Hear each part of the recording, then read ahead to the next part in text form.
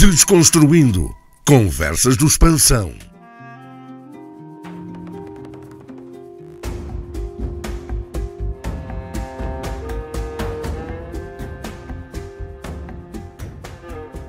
Tivemos então aqui 5 depoimentos. Não sou capaz agora de fazer um resultado claro, não é?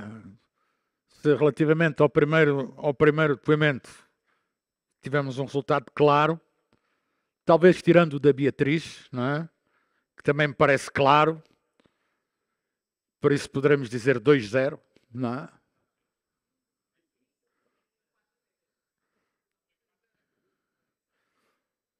Já vamos ouvir também a vossa opinião sobre isto, mas parece-me que em termos práticos há aqui, mas há aqui 2 ou 3 pormenores que são importantes, obviamente, que é preciso, que é esta concorrência do Estado relativamente, né? De manhã faz o Prodesi, à tarde lança obrigações do Tesouro no valor de 2 mil milhões, não é? Isto é uma concorrência, assim, diremos, desleal, se assim poderemos dizer. Bem, vamos então agora abrir esse espaço de discussão e eu convido, como desconstrutores, o Carlos Cunha. Faz favor, Carlos. Que vem, obviamente, do lado dos empresários, não é?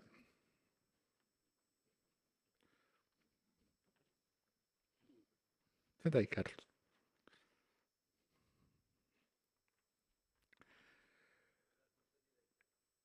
Os empresários são de direita. Estás a ver o Zeferino? O que muitas vezes não é verdade, não é? E, uma vez que o Mário Palhares não está na sala, eu convido o Mário Nascimento a sentar-se aqui ao lado para representar os bancos. Os Mários.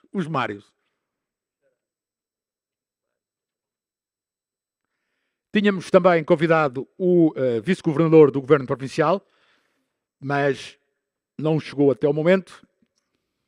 Normalmente as entidades oficiais chegam tarde, mas assim tão tarde é que é difícil. Mas, por isso, é assim que vamos começar. É isso que vamos começar. Vão utilizar um microfone. Esses microfones são melhores para vocês. Eu acho que isso é melhor. Bem, já há muita gente aqui a querer dar a sua opinião, mas eu vou começar pelos nossos convidados. Carlos Cunha, primeira intervenção. E é também sobre isto. Se tivesses que dar uma resposta, que resposta darias? Hoje os bancos estão ou não a contribuir para o desenvolvimento económico e social do país?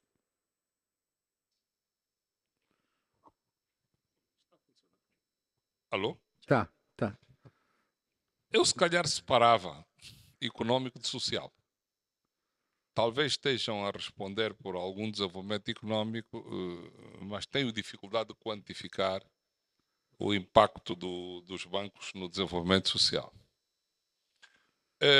O que eu acho, de uma forma muito aberta, eu sou uma pessoa muito pouco frequente em fóruns, nem como participante, nem como orador. É verdade. É o primeiro que participas dos expansão. Um pedido de João Armando eu não posso negar, mas há razões pessoais que me fazem evitar estas coisas.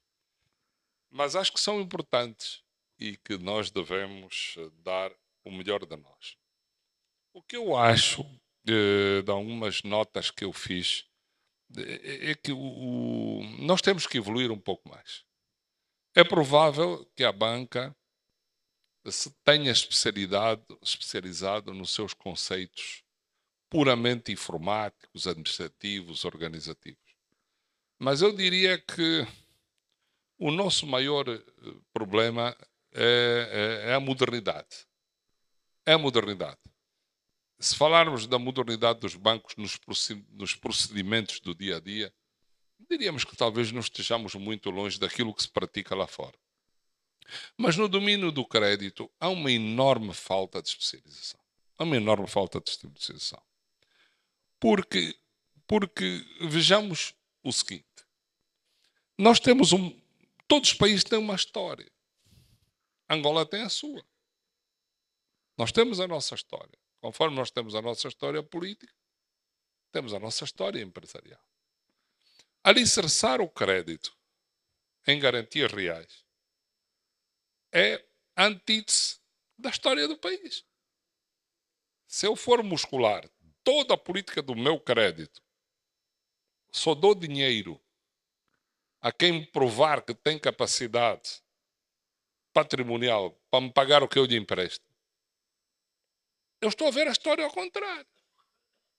Quem é que teve dinheiro ao longo destes anos? Quem acumulou riquezas ao longo destes anos? Num país que esteve 20 e tal anos ligados a ideologias de esquerda. Então, se a política de crédito for assente em critérios ocidentais que nós bebemos e colocamos dogmaticamente na nossa organização, nós, justo ou injustamente, estamos a beneficiar elites e nem sei se estamos a pensar em elites nacionais. Este, para mim, é um dos problemas mais complicados que nós temos em Angola. Eu, para financiar uma fazenda, o proprietário da fazenda tem que me provar que tem um volume de património capaz de garantir o crédito que lhe vai conceder. Então teríamos que partir do princípio que há fazendas feitas, suficientemente valorizadas, para poderem garantir o retorno do capital. Isto é acreditar numa mentira. Isto é batota. Isto não existe. Depois contornamos. O governo arranjou uma fórmula que, quanto a mim, até é inteligente. Não, para quem não é capaz de dar uma garantia de crédito pessoal, podemos contorná-la através do FGC, do Fundo de Garantia e Crédito. Correto. Está bem pensado. Mas o Fundo de Garantia e Crédito tem normas. E tem que ter credibilidade. O Fundo de Garantia e Crédito tem que ser um fundo de garantia. Ele tem que cumprir com aquilo que emite. Quando o empresário falhar, o Fundo de Garantia tem que lá meter o dinheiro. E os fundos de garantia são geridos baseados em capitais próprios. Isto significa que o Fundo de Garantia, para dar uma garantia de 100 milhões de dólares, ele tem que ter em ativos próprios o equivalente, se não me engano, a 30% ou 40% do que ele garante. Será que esta capitalização é feita regularmente e de acordo com os instrutivos? Se ele não é capitalizado, ele não consegue capitalizar. Ok? Depois, os instrumentos jurídicos de resolução de problemas são lentos, quase inexistentes. Um dos problemas de Angola são as instituições. Nós não temos instituições funcionais. O indivíduo não pagou ao banco. Que mecanismos é que o banco tem de se ressarcir do seu dinheiro, de penhorar, de processar, de pôr os tribunais a funcionar? Isso é todo um pressuposto. Nós temos também que olhar para o lado do banco. Do banco, claro. A razão do banco. Então temos o handicap da garantia. Quando a garantia é exercida pelo FGC, e já houve antecedentes bastante complicados, que em momento real o FGC não teve capacidade de ressarcir os bancos do seu prejuízo. Em cima disso vem a desvalorização cambial. Não somos um país com estabilidade cambial. Quem deve hoje a alguém $1 milhão, se tiver paciência, daqui a 10 anos paga-lhe $100 mil. Portanto, isso é fácil. Basta operar o crédito através dos mecanismos judiciais. Passa-se 1 ano, passa-se 2 anos, passa 3.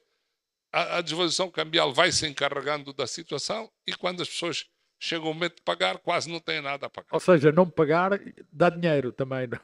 Não, Kwanza é gelo ao sol. Vai É direto todos os dias. E depois, estamos a falar das garantias.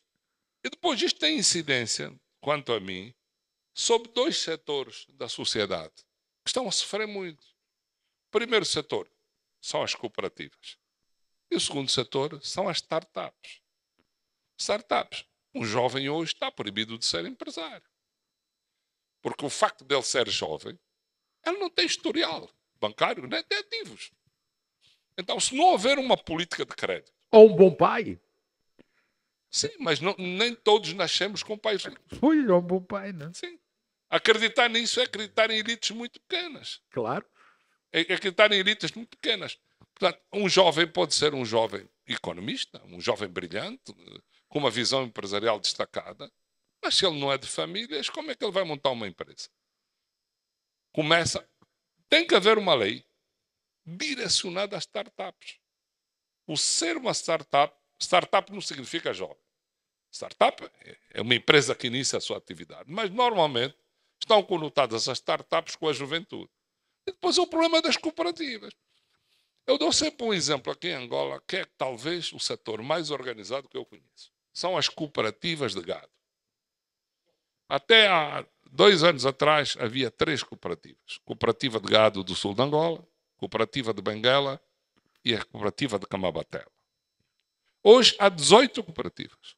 Umas mais organizadas, outras menos. O país tem 18 cooperativas. Seguindo a lei, as 18 cooperativas estão organizadas em 4 uniões regionais. União Regional do Norte, União Regional do Centro, do Leste, do Sul. Mas estas uniões regionais aglutinam 1.500 criadores de gado.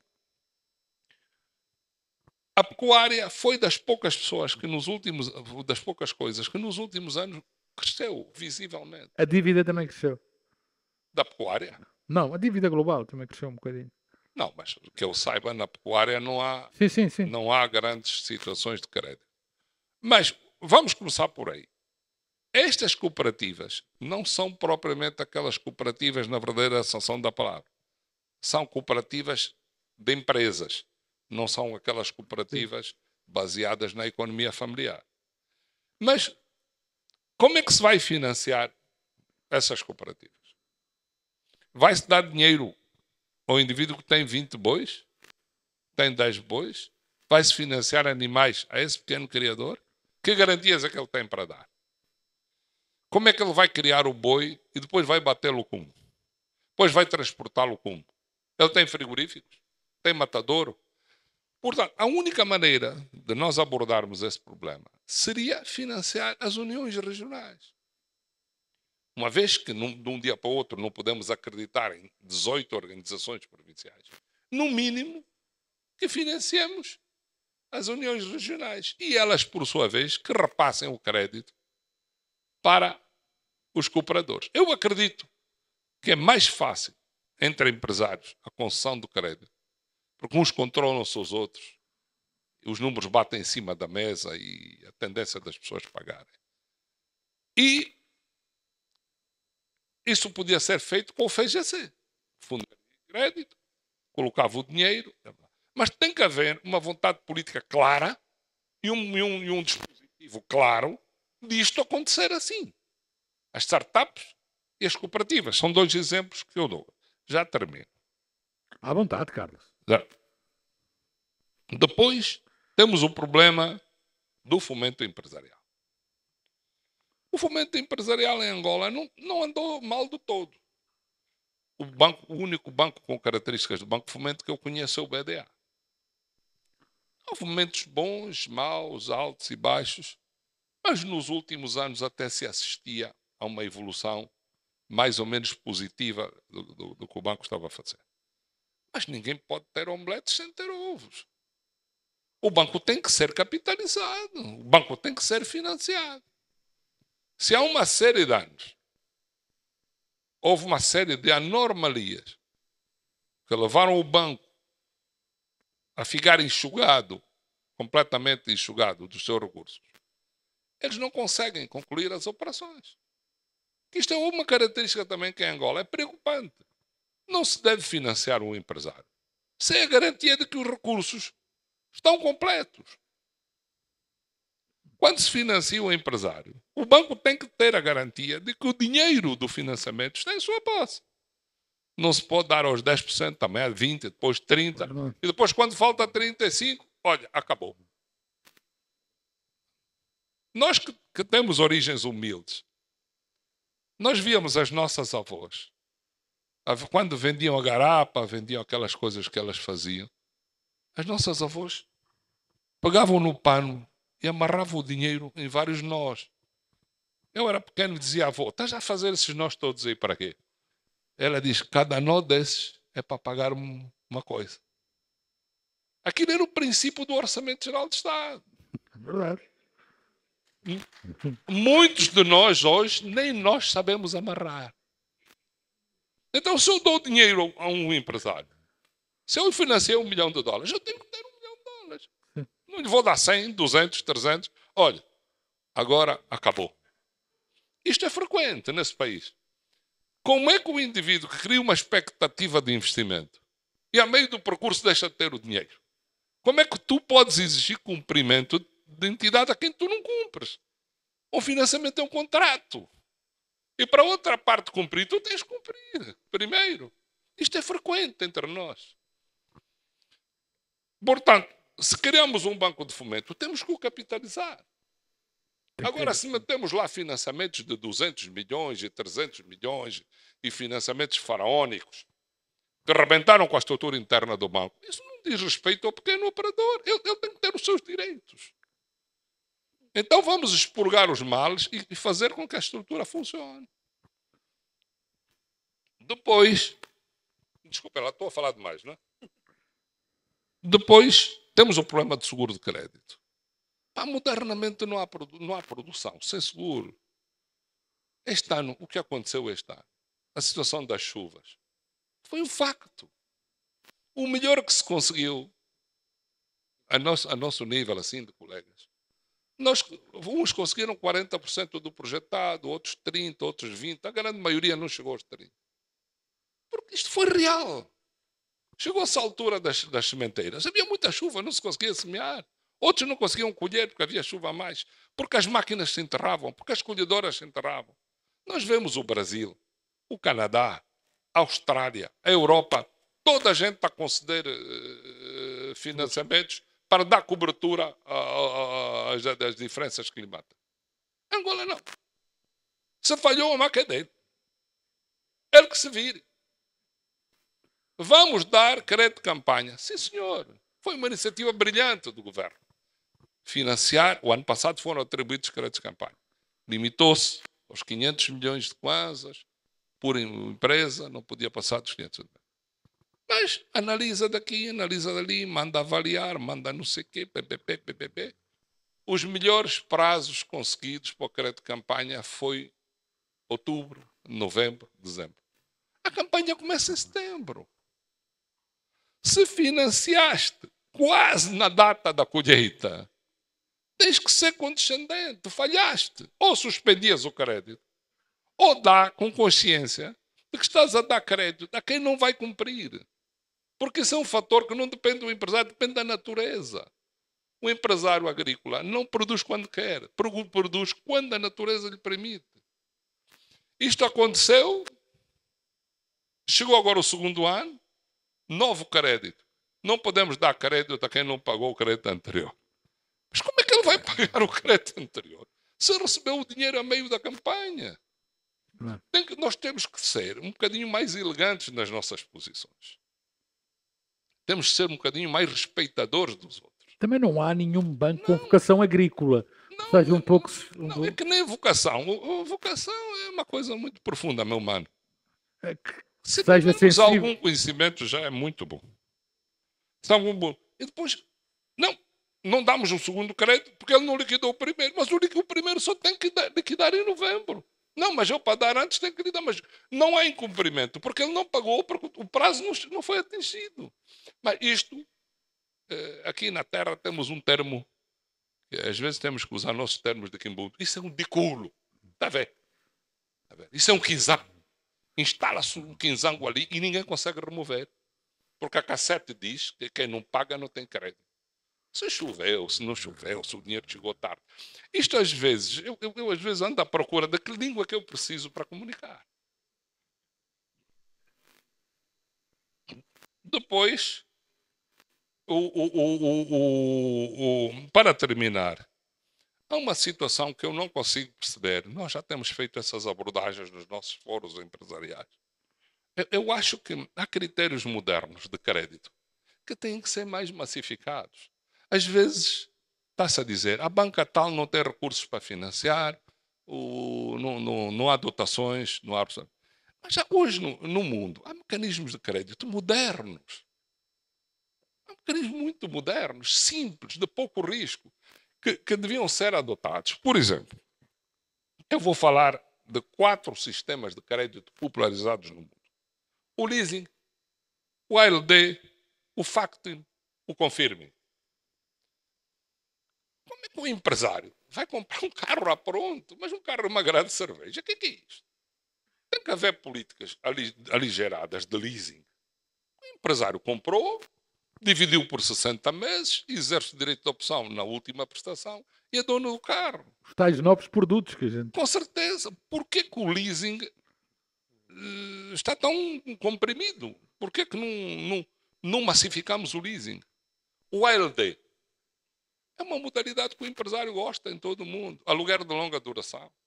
Ele faz um aluguer de longa duração, vai pagando e quando exerce o direito opcional no fim, isto vai direto às contas da empresa.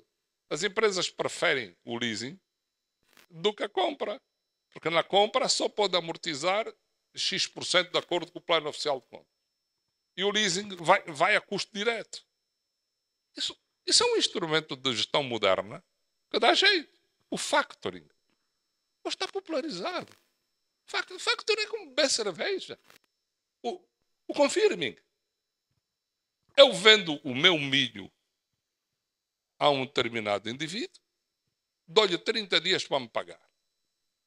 Mas o banco confirma-me a fatura. Eu apresento a fatura da venda e o banco confirma que o senhor José Maria Pincel me vai pagar o milho daqui a 30 dias.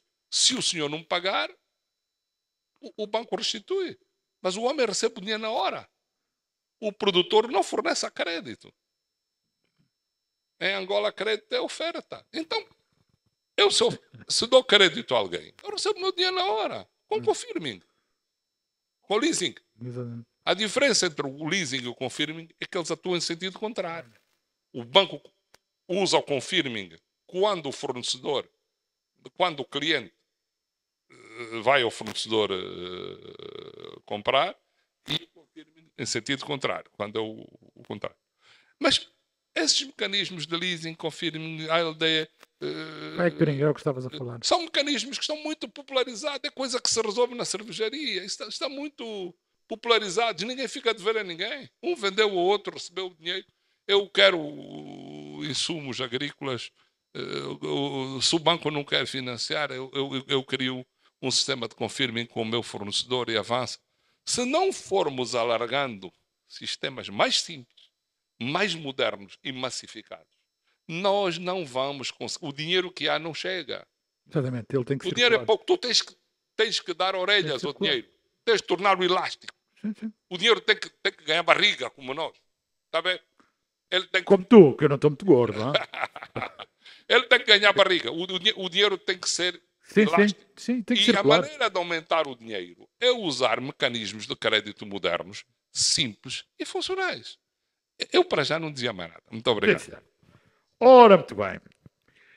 Mário Nascimento, a pergunta é a mesma, não é? Hoje os bancos estão ou não a contribuir para o desenvolvimento económico e social do país? Já deram uma resposta. Boa Também tarde. pode ser assim longa, não tem problema. Boa tarde, antes de tudo, e espero estar à altura da substituição do outro Mário, que é um senhor da nossa banca. E começar por fazer 2 manifestações. A primeira é: eu estou aqui não como representante da banca, por isso qualquer afirmação Claro. não vincula a banca. Claro. E a segunda Aliás, é que... aqui nada vincula as instituições. No desconstruir, cada um fala aquilo que coisa. Okay. Exatamente. E a segunda é que eu não respondo pela totalidade do que aqui foi dito, porque nós tocamos em várias instituições e várias matérias. Falamos do Estado, responsabilidades do Estado, falamos de responsabilidade dos vários supervisores, e os bancos não são nem reguladores nem legisladores. Que aqui muita matéria foi falada no âmbito da regulação e da legislação. Por isso os bancos não fazem leis, não são responsáveis pelas leis que são feitas. Respondendo diretamente à pergunta e depois eventualmente fazer mais outros comentários. Os bancos contribuem para o desenvolvimento do país. Eu não vou repetir aquilo que já disse de manhã, por isso não vou voltar a falar extensamente, como disse. Mas contribuem, sim, senhora. Contribuem naquilo que é o instrumento e a função dos bancos para efeitos da capacitação da atividade económica, da dinamização da atividade económica e da transacionalidade das relações comerciais. Toda a gente aqui nesta sala usa um banco para fazer qualquer operação.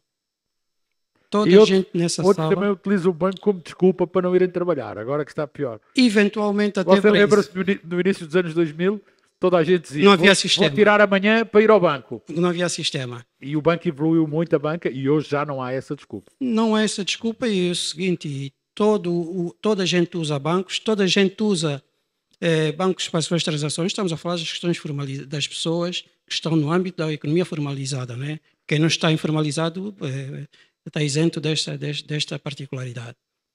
E a banca dispõe das suas competências, das suas facilidades para permitir que as empresas transacionem umas com as outras, façam pagamentos, paguem o exterior, façam importações, façam exportações e tenham crédito também, no sentido da concessão de crédito, e façam depósitos como se reserva de valores. Agora, os bancos estão dentro do enquadramento que temos que reconhecer que é o enquadramento que nós temos.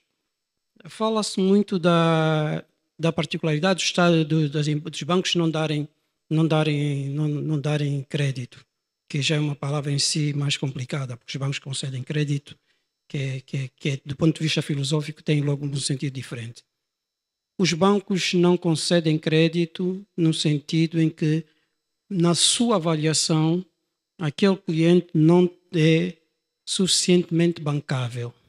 Suficientemente bancável muitas vezes não quer dizer que ele não tenha rendimentos, não quer dizer que ele não tenha património e às vezes não quer dizer que esse património possa não cobrir aquele que é o valor do empréstimo.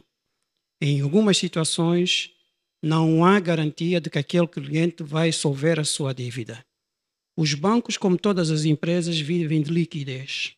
Os bancos não vivem de património, não vivem de terem no seu património garantias presas porque o cliente não pagou o crédito.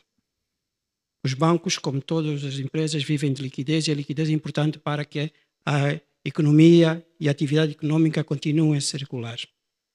Agora, há todo um contexto regulatório. Claro. E vou dar um exemplo muito simples. Aqui foi dada a questão da startup.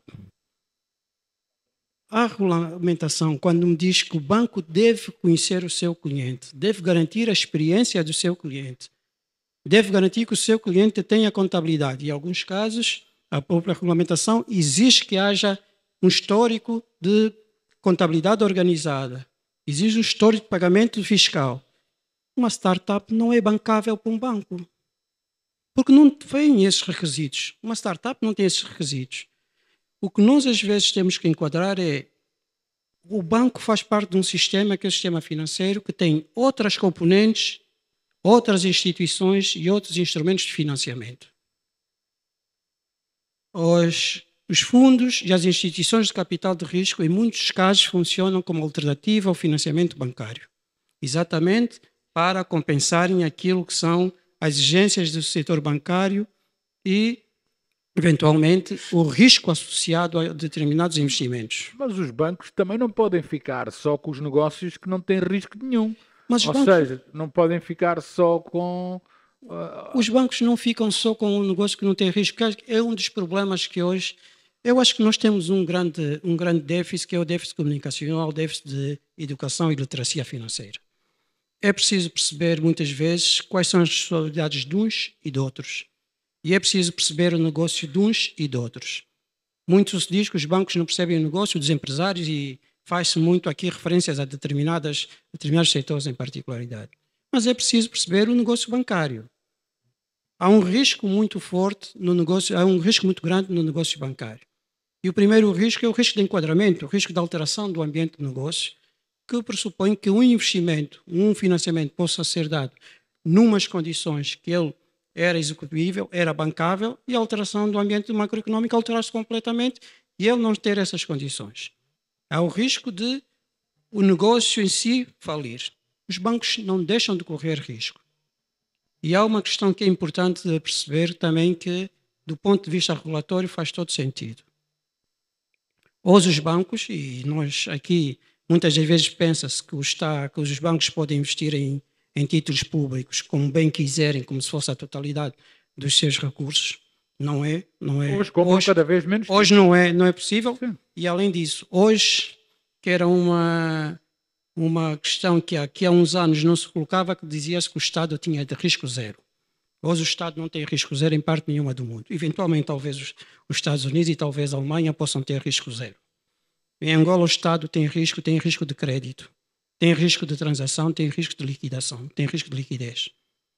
E esses são riscos que os bancos incorporam e são riscos que são tidos para o cálculo da necessidade de capitais.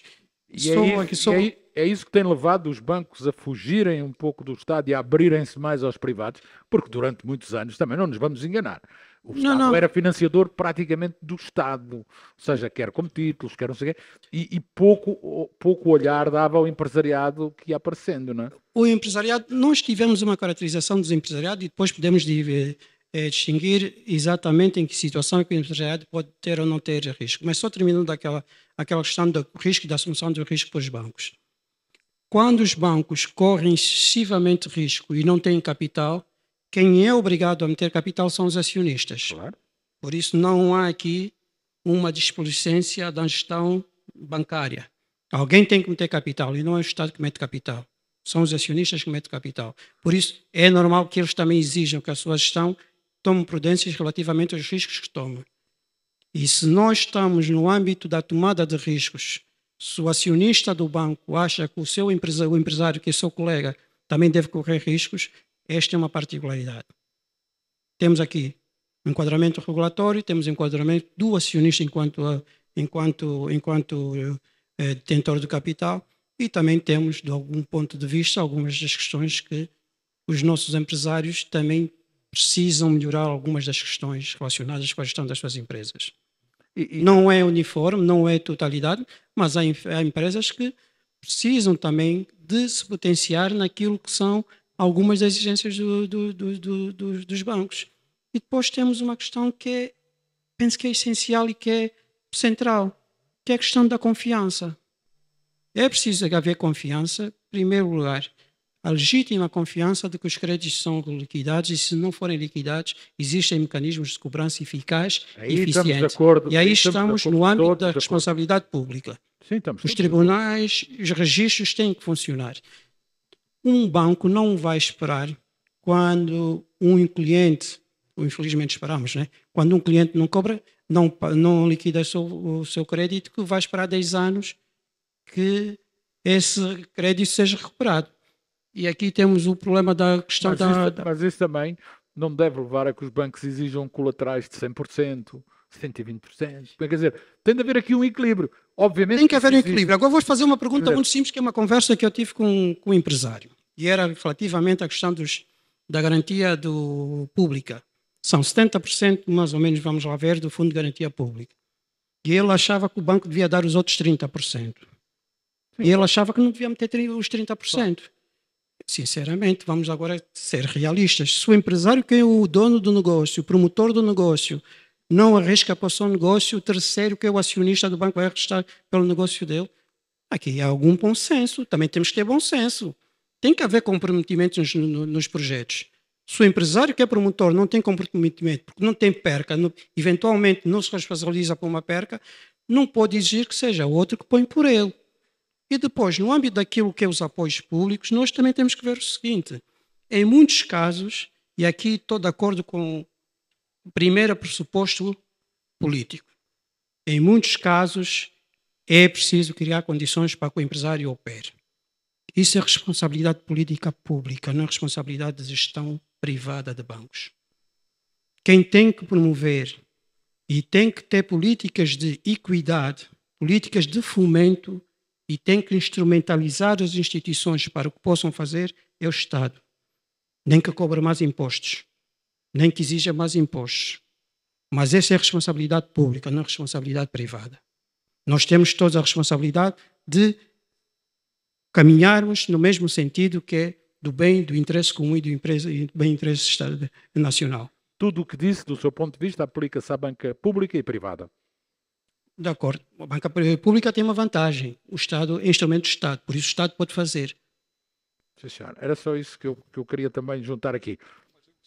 Diz, Carlos. Gostaria só de interagir aqui em três. Vamos embora, Carlos. Eu estou de acordo quase na totalidade com o que o meu colega de painel disse. Agora, há aqui uma situação que eu gostaria que ficasse mais clara. Quando nós estamos a falar de crédito, não estamos a falar só de crédito comercial. Não é? Há aqui coisas que a vida me ensinou que têm que ser analisadas de forma casuística. Por exemplo, esta história do crédito às mulheres, crédito aos jovens empresários. Isso carece de tratamento específico. Não vamos querer branquear a realidade. No interior, mais de 80% dos investidoras são mulheres. E elas não têm capacidade de conseguir crédito. O país tem que ter um mecanismo, ou através de fundos de fomento, ou através do INAPEM, ou através de cooperativas, de chegar a estas famílias. No Brasil, quando se fez a Bolsa Família, chegou-se à conclusão que mais de 90% do crédito concedido aos pobres foi pago. O incumprimento foi da parte dos garantes. É verdade, esse estudo do Brasil que eu tive a oportunidade, os mais modestos são pagadores. São normalmente, o pobre tem medo de ir preso. E paga. O rico sabe que não vai. Correto. Portanto, se o crédito às mulheres, eu não estou aqui a ser feminista, não tenho esse papel. O crédito às mulheres é uma coisa que tem que ser tratada, tem que haver um instrumento que proteja isso, como protege um jovem. Um jovem hoje com 25, 30 anos não tem, aliás, acabou de dizer, nós não damos créditos a startups. Então está a querer dizer que um jovem de 20, 30 anos não pode ter crédito. Isto não é possível. Se a banca comercial não se revê nesse conceito, tem que haver mecanismos que o façam. Hoje não estamos a falar aqui de crédito da banca comercial. Estamos a falar de crédito bancário.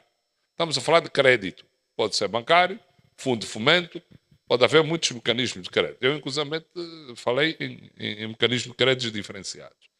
A questão dos TBCs, sim, não vamos contornar as palavras.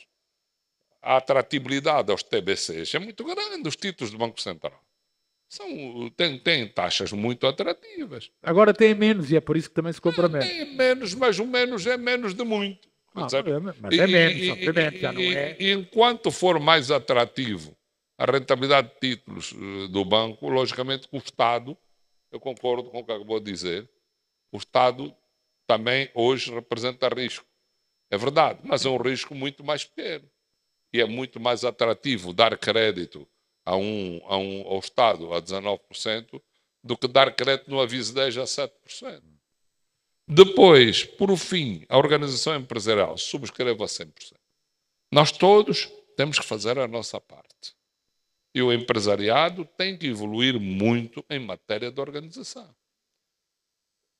Não se pode dar crédito a quem não tem um mínimo de organização. Claro. Empresas sem contas fechadas, sem histórico. Eu acho que nós todos temos que evoluir muito. O IVA veio obrigar as empresas a viverem mais organizadas, mais estruturadas. O IVA veio obrigar a isso. Hoje eu estou convencido que o país está um bocado mais organizado. A história também da folha A4, do crédito político, não sei o quê, acho que isso também hoje está um bocado minorado. Hoje os Angola Invest são impossíveis. Angola Invest eram listas de filiação a isto e aquilo para chegar ao crédito. Hoje não tenho conhecimento, nos últimos anos, dessas listas existirem de crédito com base em critérios políticos. Também não me parece que isso hoje esteja a acontecer. Se está a acontecer, estou muito desinformado. Estou muito desinformado e é difícil acontecer-me isto. Portanto, hoje os pressupostos do crédito político, amiguismos e tal, podem existir. Isso existe nos Estados Unidos, em toda a parte. Mas aqueles créditos de listas de 100 pessoas que têm que dar dinheiro a este, isso está um bocadinho arredado. Está um bocado arredado. Felizmente. Felizmente. Portanto, eu diria que subscrevo, mas o país tem que encontrar saídas. Nós estamos aqui à procura de saídas. E aquilo que é problema tem que passar a ser solução. Nós não podemos dormir com problemas e acordar com problemas. Isto é um problema efetivo. Estamos aqui meia dúzia de velhos a fazer empresa. Os jovens nunca terão direito a serem empresários. Então a economia vai ser colocada numa caixa de fósforos. Estamos a afunilar os conceitos. Eu estou a falar contra nós próprios. Nós estamos a colocar Angola numa caixa de fósforos. Temos que alargar, temos que massificar. E isto só pode ser feito. Quem tem pai rico, o pai avaliza-lhe o crédito. Quem não tem pai rico, tem que haver um organismo do Estado que substitua o pai. Chame-lhe FGC, chame-lhe o que quiser. E nas startups, mesmo os 30% são exigíveis no FGC, é pouco. Agora, o Estado também, não estamos aqui a converter isto numa reunião de ataques a ninguém, mas o Estado tem que cumprir o seu papel. Claro. O problema do FGC é que o Estado, quando chega a hora de acionar as garantias, o Estado tem que pagar aos bancos. E havendo incidentes desses no passado, os bancos estão escaldados. Sim, sim. Gato escaldado de água fria tem medo. Há incidentes do passado muito maus. O Angola Invest teve níveis de incumprimento de mais de 90%. Então, os bancos estão escaldados. Ninguém cumpriu e ninguém se chegou à frente. Portanto, também temos que dar este direito de defesa aos bancos. Mas eu também não vejo que este trauma do passado se justifique muito nos tempos de hoje. Hoje acho que o crédito já não está tão banalizado como era uns anos atrás. Os empresários têm mais consciência das coisas, têm mais contas prestadas, estão mais estruturados, têm mais conhecimento. Desculpa lá, eu nasci em fevereiro, se calhar sou muito otimista. Mas hoje o país, a nível empresarial, está um bocado diferente. O empresariado está mais organizado.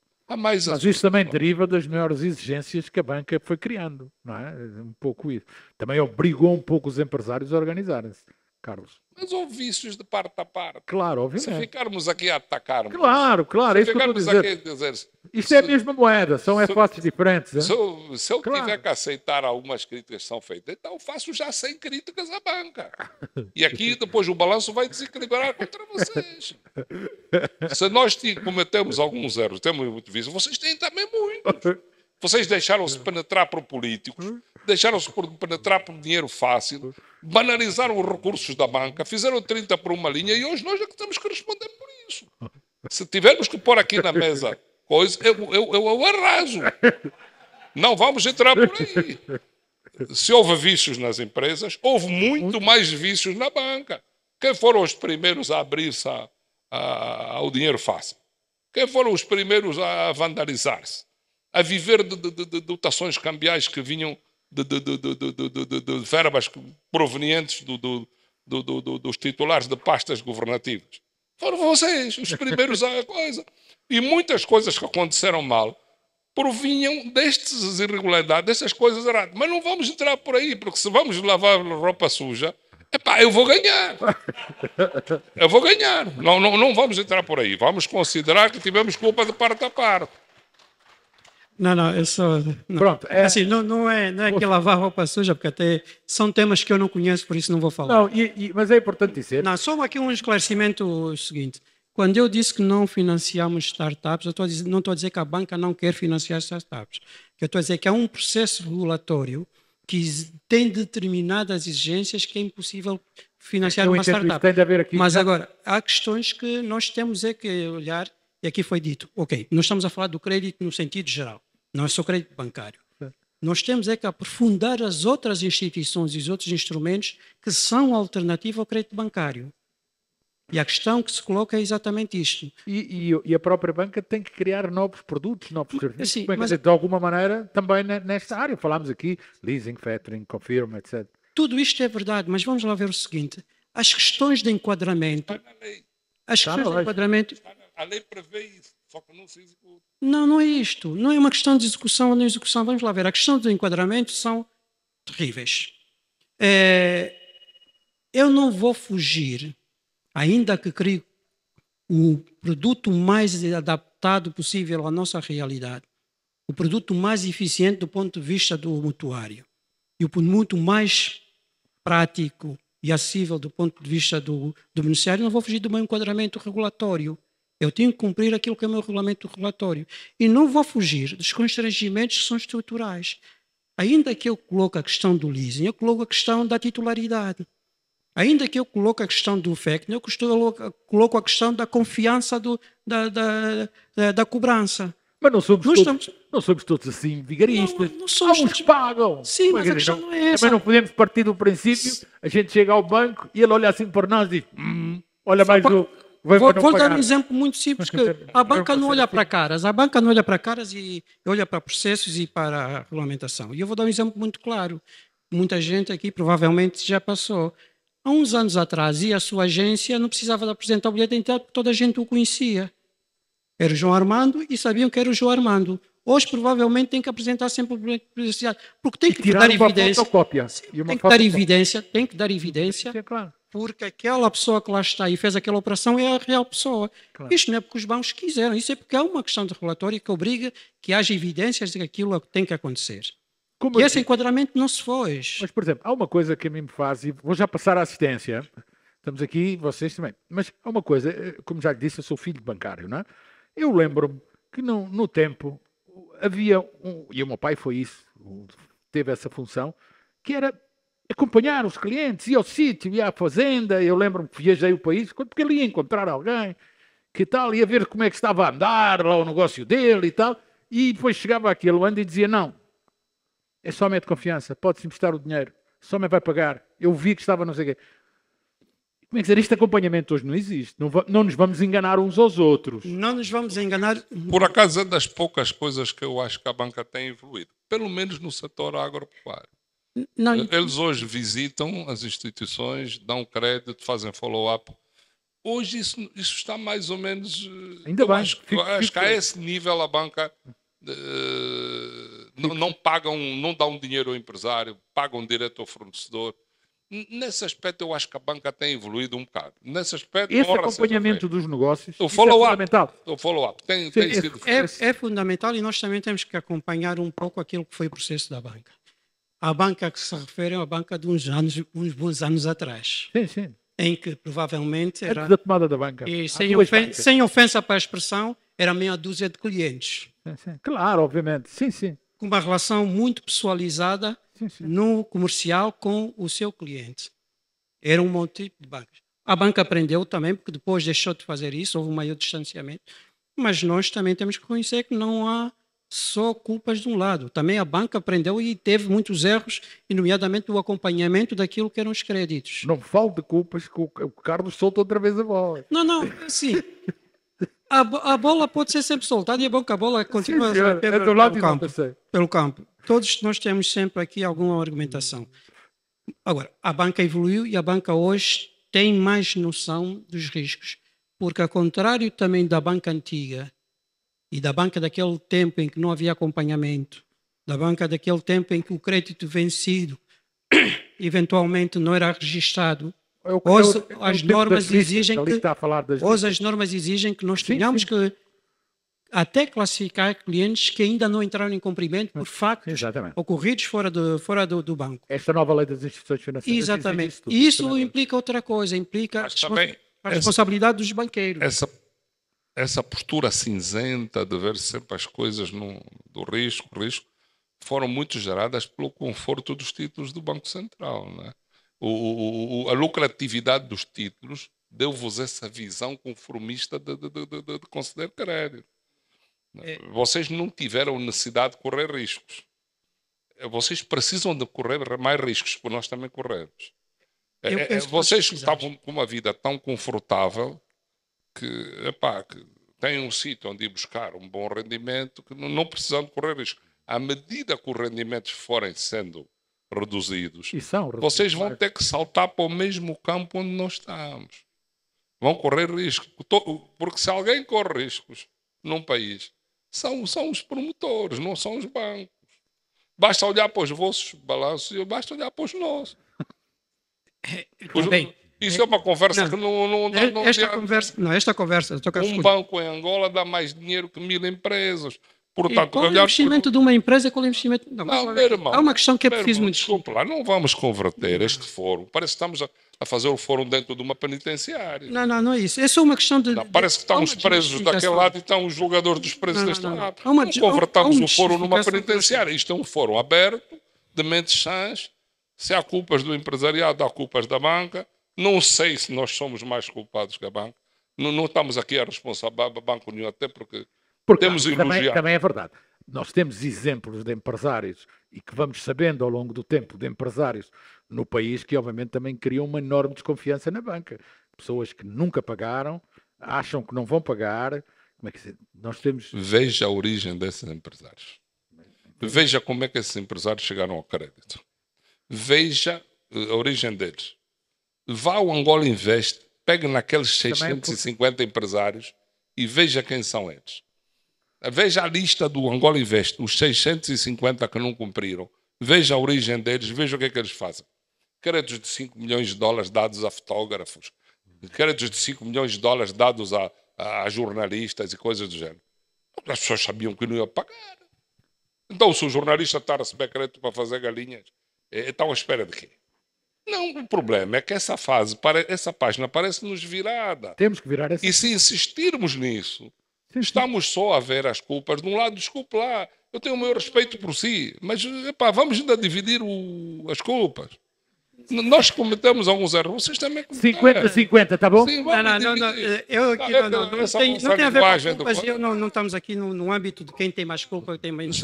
Senão vamos discutir isso para dentro de uma penitenciária. Estamos aqui a conversar no sentido de até termos maior conhecimento sobre aquilo que são as responsabilidades de cada um e também percebermos o negócio de cada um. Só que uma questão que eu acho que é até no âmbito daquele que é o título de desconstruir, que é um preconceito que existe com o sistema bancário.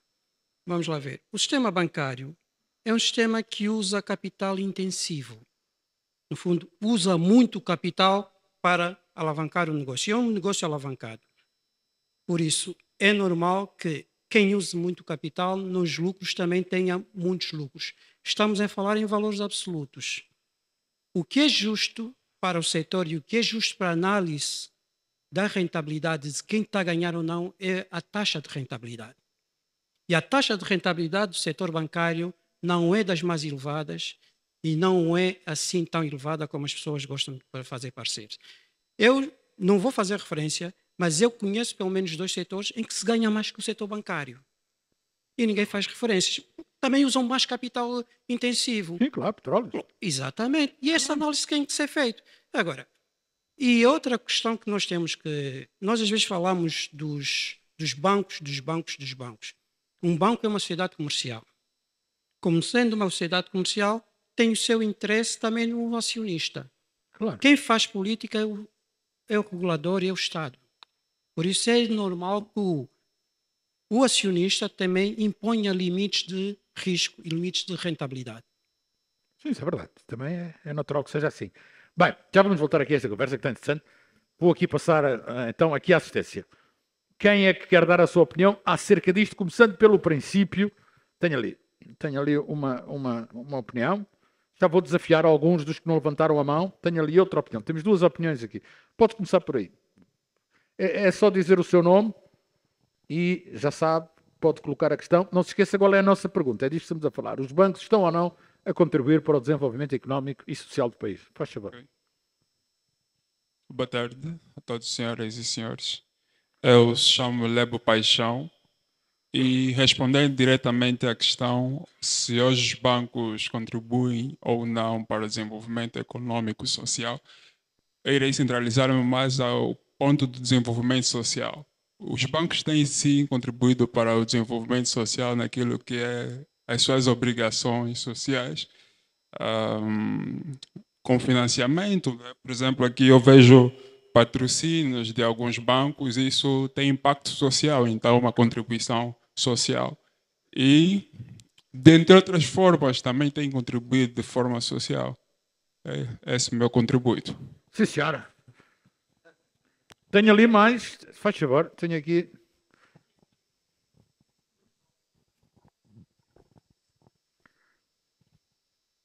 Faz favor.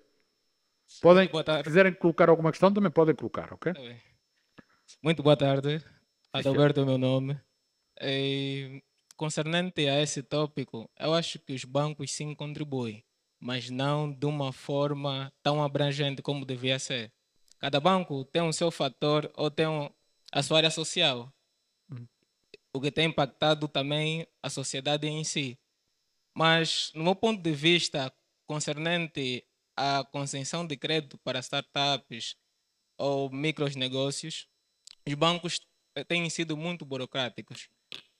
A respeito do risco, a vida em si é um risco. Nós saímos de casa para ver que podíamos sofrer algum acidente, alguma coisa assim, parecida. Mas estamos aqui. Claro. É o mesmo que acontece. Por que os bancos não vão conceder crédito? Porque tem muito risco. Não faz sentido. E também cada parte de uma estrutura empresarial tem a sua parte de consultoria. O mais correto, pelo menos da minha parte, seria de que um analista ou um consultor pudesse assim acompanhar o negócio, do que tem todo esse processo Ou burocrático. seja, alguém do banco que acompanhe o vosso negócio para perceber exatamente. É exatamente isso, do que não a concessão do crédito. Sim, senhor. Queres ser empreendedor? Queres ser empresário? Sim, com certeza. Olha que o país precisa, hein? É Espero que verdade. sejas mesmo. Um abraço para ti, obrigado. Tenho ali mais uma. Funciona? Ah, está a funcionar. Acho que agora sim. João Joelho Fernandes, empresário. Bom, para responder só parte da pergunta, eu penso que contribuem na medida do possível. Mas queria só fazer deixar umas notas sobre esta noção. Temos todos essa noção que os bancos financiam o Estado e parece uma coisa gravíssima. Bom, é bom não esquecer que esses financiamentos do Estado são financiamentos ao déficit do orçamento, né? Então, de alguma forma, beneficia-nos, direto ou indiretamente, Claro. sob a forma de infraestruturas ou serviços públicos. E, ao mesmo tempo, é bom também não esquecer que o financiamento do Estado, na verdade, é financiamento a todos nós, porque quem paga somos nós e com juros, sob a forma de impostos. O nosso maior problema, em minha opinião, não é o financiamento dos bancos ao Estado, a compra pelos bancos, dos títulos, das obrigações do Tesouro. Nós temos uma situação um pouco aberrante, já há vários anos, em Angola. Vamos pegar na Luibor. A Luibor é a taxa que os bancos se emprestam dinheiro uns aos outros, que é a base depois para se ver a taxa que se vai fazer o crédito aos clientes. Nós, portanto, isso de alguma forma mede o risco que os bancos dão da transação uns com os outros. É o risco que um banco vê no outro banco. E nós temos o financiamento ao Estado a taxas de juros mais altas que a Luibor. Portanto, o risco soberano em Angola, em alguns casos, parece mais alto que o risco de uma entidade privada que um banco. É aberrante, isso não há muitos casos onde isso se assiste. Portanto, é natural, quando o risco soberano oferece uma remuneração mais alta que o risco da transação entre os próprios bancos, nós temos obrigações do Tesouro que pagam mais alto que a Luibor. Eu próprio, se fosse dono de um banco, o gestor do meu banco que não investisse em obrigações do Tesouro, eu ponho ele na rua. Obrigado.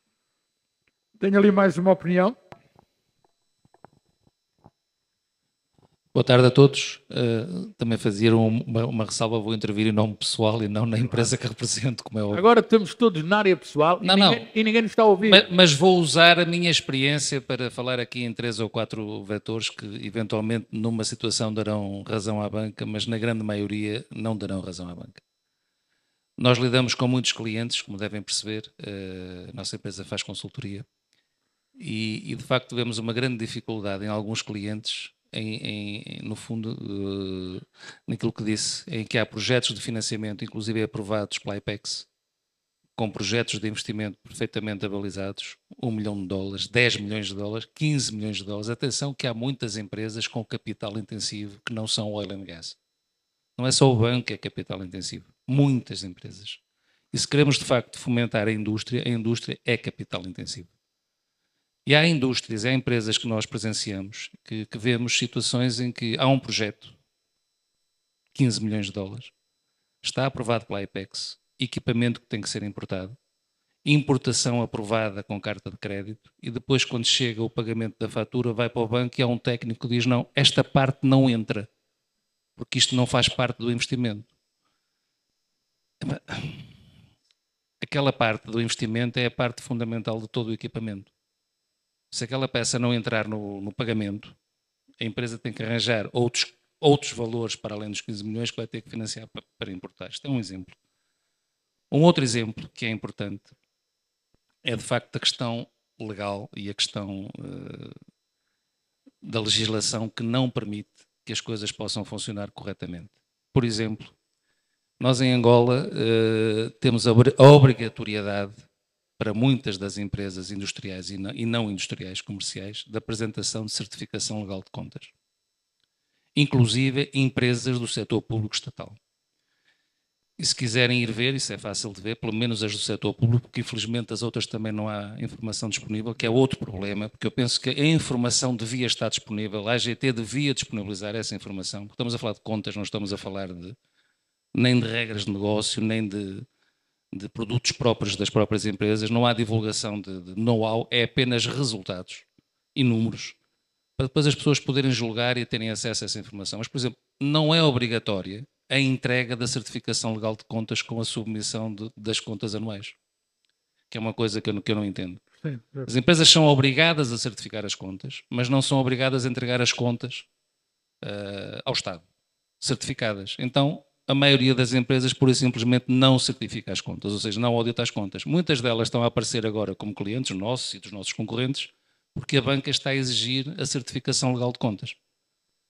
É um passo positivo na parte da banca, porque está a garantir, de alguma forma, uma visão independente sobre as contas da empresa para não dar crédito a qualquer pessoa. E depois, numa terceira vertente, dizer que enquanto a banca financiar em 70% ou 80% o Estado e 20% a economia, não há desenvolvimento económico, é impossível. Okay? E quer queiram, quer não, é isto que acontece por duas vertentes. De facto, porque a rentabilidade dos bilhetes do Tesouro são, de facto, relativamente excessivas em função daquilo que é o mercado.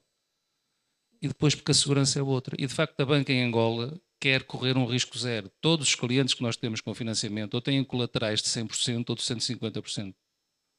Ou seja, eu vou pedir 100 milhões para me financiar e o banco diz-me, ok, ponha aqui 150.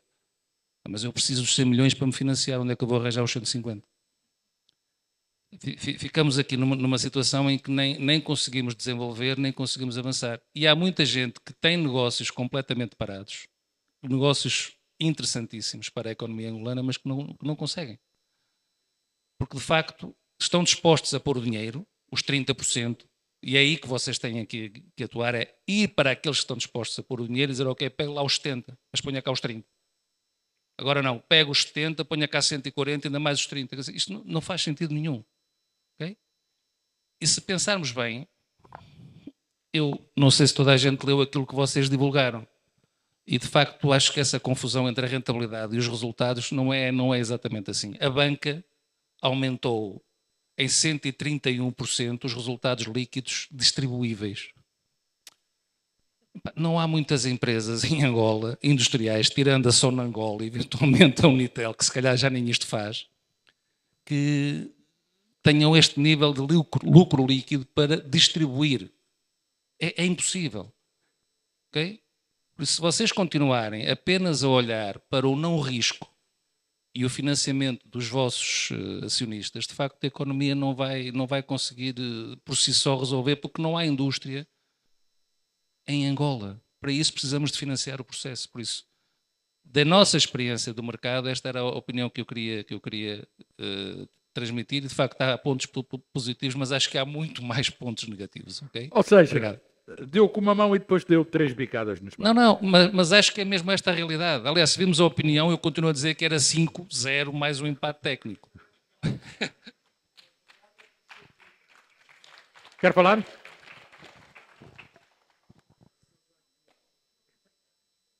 Deixa falar ali então.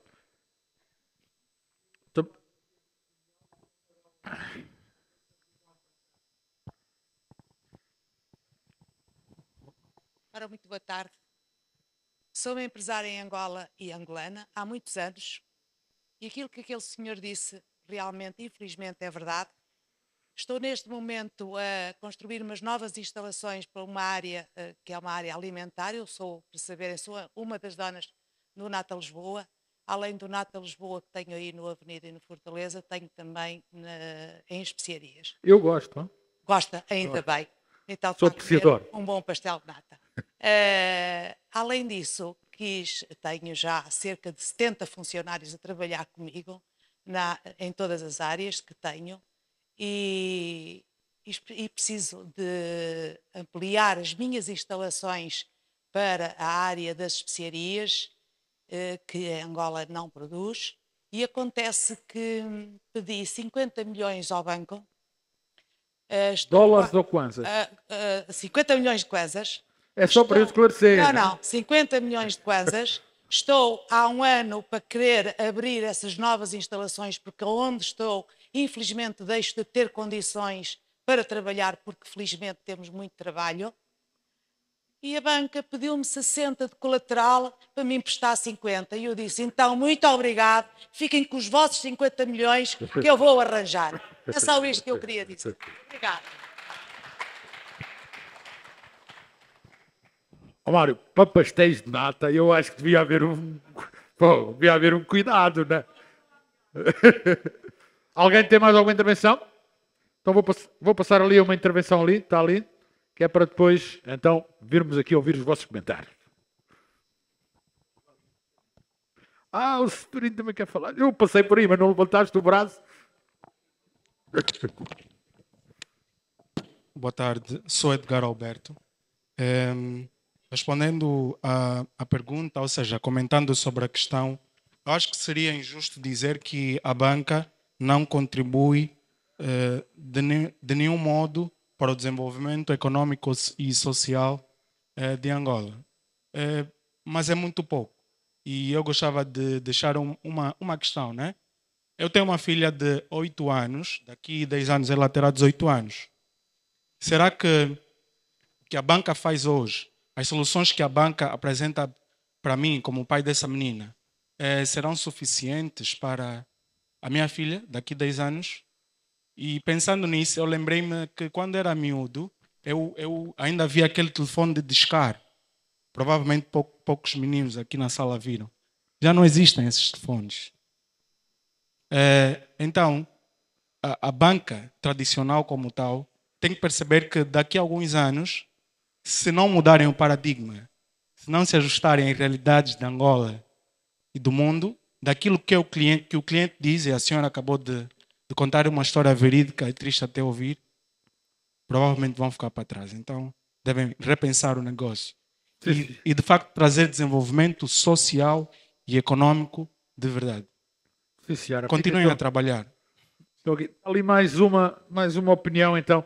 Ainda vou ouvir mais uma, mas é a última agora, mas ainda vamos fazer outra bateria, se for possível. Vamos lá só ouvir aqui também.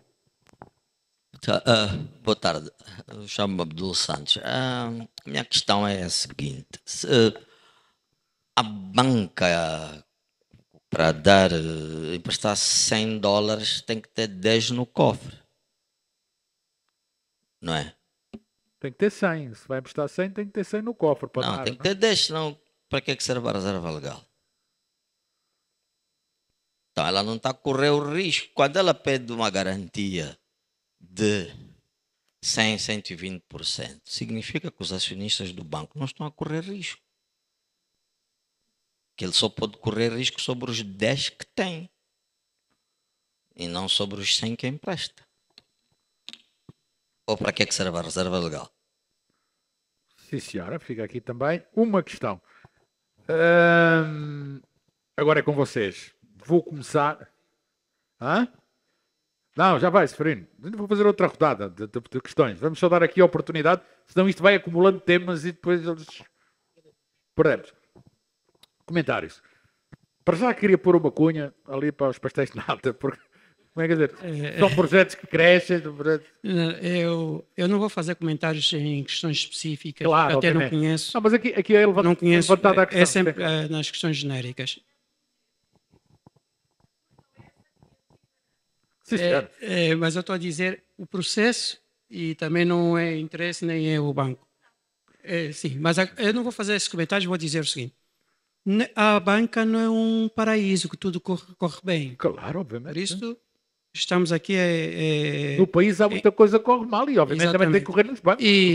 E há às vezes a desadequação do ponto de vista da análise, às vezes desadequação do ponto de vista dos procedimentos. Claro. E também, eventualmente, há avaliações que nós não conhecemos. Claro. Porque é que exatamente são feitos esses pressupostos de avaliação. Agora, o que nós temos que também ter aqui alguma margem de raciocínio é que nós estamos num processo de transformação da banca. Nós, infelizmente para a nossa jurisdição, a banca angolana está num processo de regulação e de escrutínio que, em muitos casos, em muitas jurisdições, não existe. E tem a ver com as questões do AML, no fundo, das questões do branqueamento de capitais, das questões que inerentes à própria atividade, que tornam muito do processo regulatório extremamente pesado e extremamente penalizador para os bancos. Isso encarece o negócio bancário também.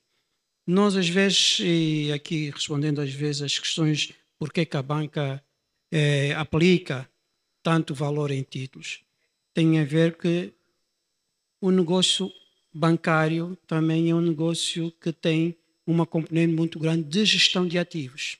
Isso é, de uma forma muito genérica, não entrando aqui em pormenores técnicos, aquele património todo, aqueles recursos todos, uma parte está presa no Banco Central, sem remuneração nenhuma. Outra parte está investida naquilo que é o património e as agências. Há uma parte que está em crédito e outra parte que tem que ser a liquidez. A parte restante tem que ser muito bem gerida para que possa rentabilizar tudo aquilo que são os ativos ociosos. E ao fazer isto, tem que ter também um maior escrutínio sobre o crédito. Em algumas das situações, não é justo na avaliação pessoal. Acredito que sim. E temos todos a percepção que existem erros e existem procedimentos incorretos. E esta parte implica que, por cima disto, com a questão regulatória, que hoje os bancos não concedem empréstimo a quem querem, concedem empréstimo a quem está dentro de um determinado quadro de habilitação para ter acesso ao crédito. Por isso, em muitos casos, as pessoas não têm este acesso do crédito bancário. Isto tem que ser compensado com outros instrumentos que nós temos que criar. Nós, enquanto sociedade e enquanto Estado. O Estado tem que ser chamado à responsabilidade para criar outros instrumentos. Os outros operadores e outros mercados têm que ser chamados para a responsabilidade para criar outros mercados. E vocês também têm de desenvolver estes tais novos produtos. Quer dizer, eu não lhe posso emprestar aqui, mas posso dar-lhe apoio à tesouraria por aqui. Nós aqui temos estado a falar produtos, não temos estado a diferenciar que produtos é que são. Em muitos desses produtos não estão na área bancária, estão em instituições financeiras não bancárias. Não são bancos. Outros produtos estão no âmbito do mercado de valores imobiliários. Não são bancos. O que nós estamos aqui a dizer é capitalizarmos. Os bancos não fazem factoring em Angola? Os bancos em Angola podem fazer factoring. Mas fazem ou não? Mas está na lei, não é? A questão, assim, a lei das instituições financeiras cobre todas as instituições financeiras, desde bancos a não bancos, desde que sejam supervisionados pelo Banco Nacional de Angola. Os bancos podem fazer. Estamos de acordo? Ou não?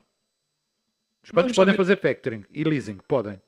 Não podem fazer leasing. Não podem fazer leasing. Pronto. A questão que se coloca é, às vezes, querem atribuir produtos aos bancos que não são da natureza dos bancos.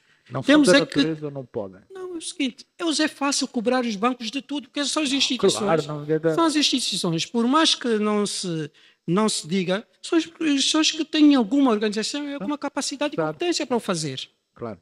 E nós estamos a crer que o crédito bancário resolva tudo que é problema de crédito. Claro. E não é este o ambiente. O problema do país, às vezes parece que é o crédito bancário, mas não há. Há muitos problemas mais graves. O problema do crédito também não há. E nós temos, às vezes, e a questão às vezes que se coloca no âmbito do crédito, nós temos o crédito comercial, que as empresas podem fazer crédito comercial e também não fazem. Então é preciso também perguntar às empresas qual é a limitação do crédito comercial.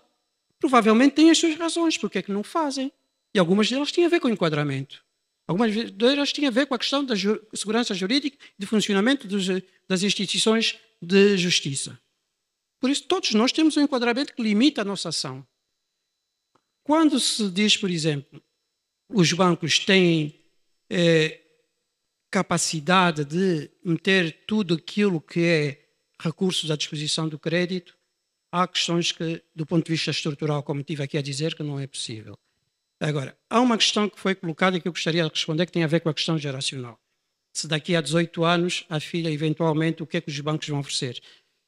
De manhã nós tivemos uma apresentação que fez um panorama do que é a transformação do sistema bancário mundial e o que é a questão do negócio bancário no sentido genérico. Daqui a 18 anos eu espero que nós não tenhamos bancos com a configuração que temos hoje. Pelo mundo todo tem estado a acontecer uma coisa que se chama desintermediação financeira. Há muitos do negócio bancário que estão a ser feitos por instituições não bancárias e as instituições bancárias estão a fazer muitos dos negócios que não eram tradicionais no sistema bancário.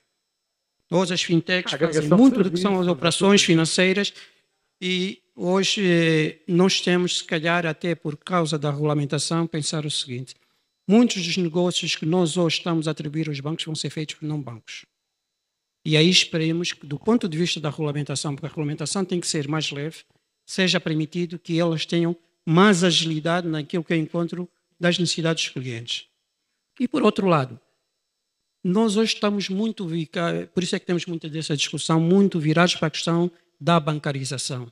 Nós, se calhar, devemos estar mais virados para as questões da inclusão financeira, que é aí onde cabem muitos dos serviços que nós temos que prestar aos nossos cidadãos, que não são bancos. Porque a regulamentação bancária, nós quando fizemos adesão ao Basileia, quando fizemos adesão aos IFRS, nós estamos a permitir que o nosso enquadramento jurídico tenha regras que são regras de primeiro mundo. E essa é a realidade que nós temos. As regras de primeiro mundo estão estruturadas para mercados de primeiro mundo, que não têm em conta, muitas das vezes, a nossa realidade. Claro. A nossa realidade não é a nossa realidade da informalidade não é a realidade de um primeiro mundo, mas cria condicionamentos a que o cidadão tenha acesso ao banco e aos serviços bancários. Porque esta é a limitação que o enquadramento da adoção de determinadas regras, determinadas normas que nós estamos sujeitos, nos impõe.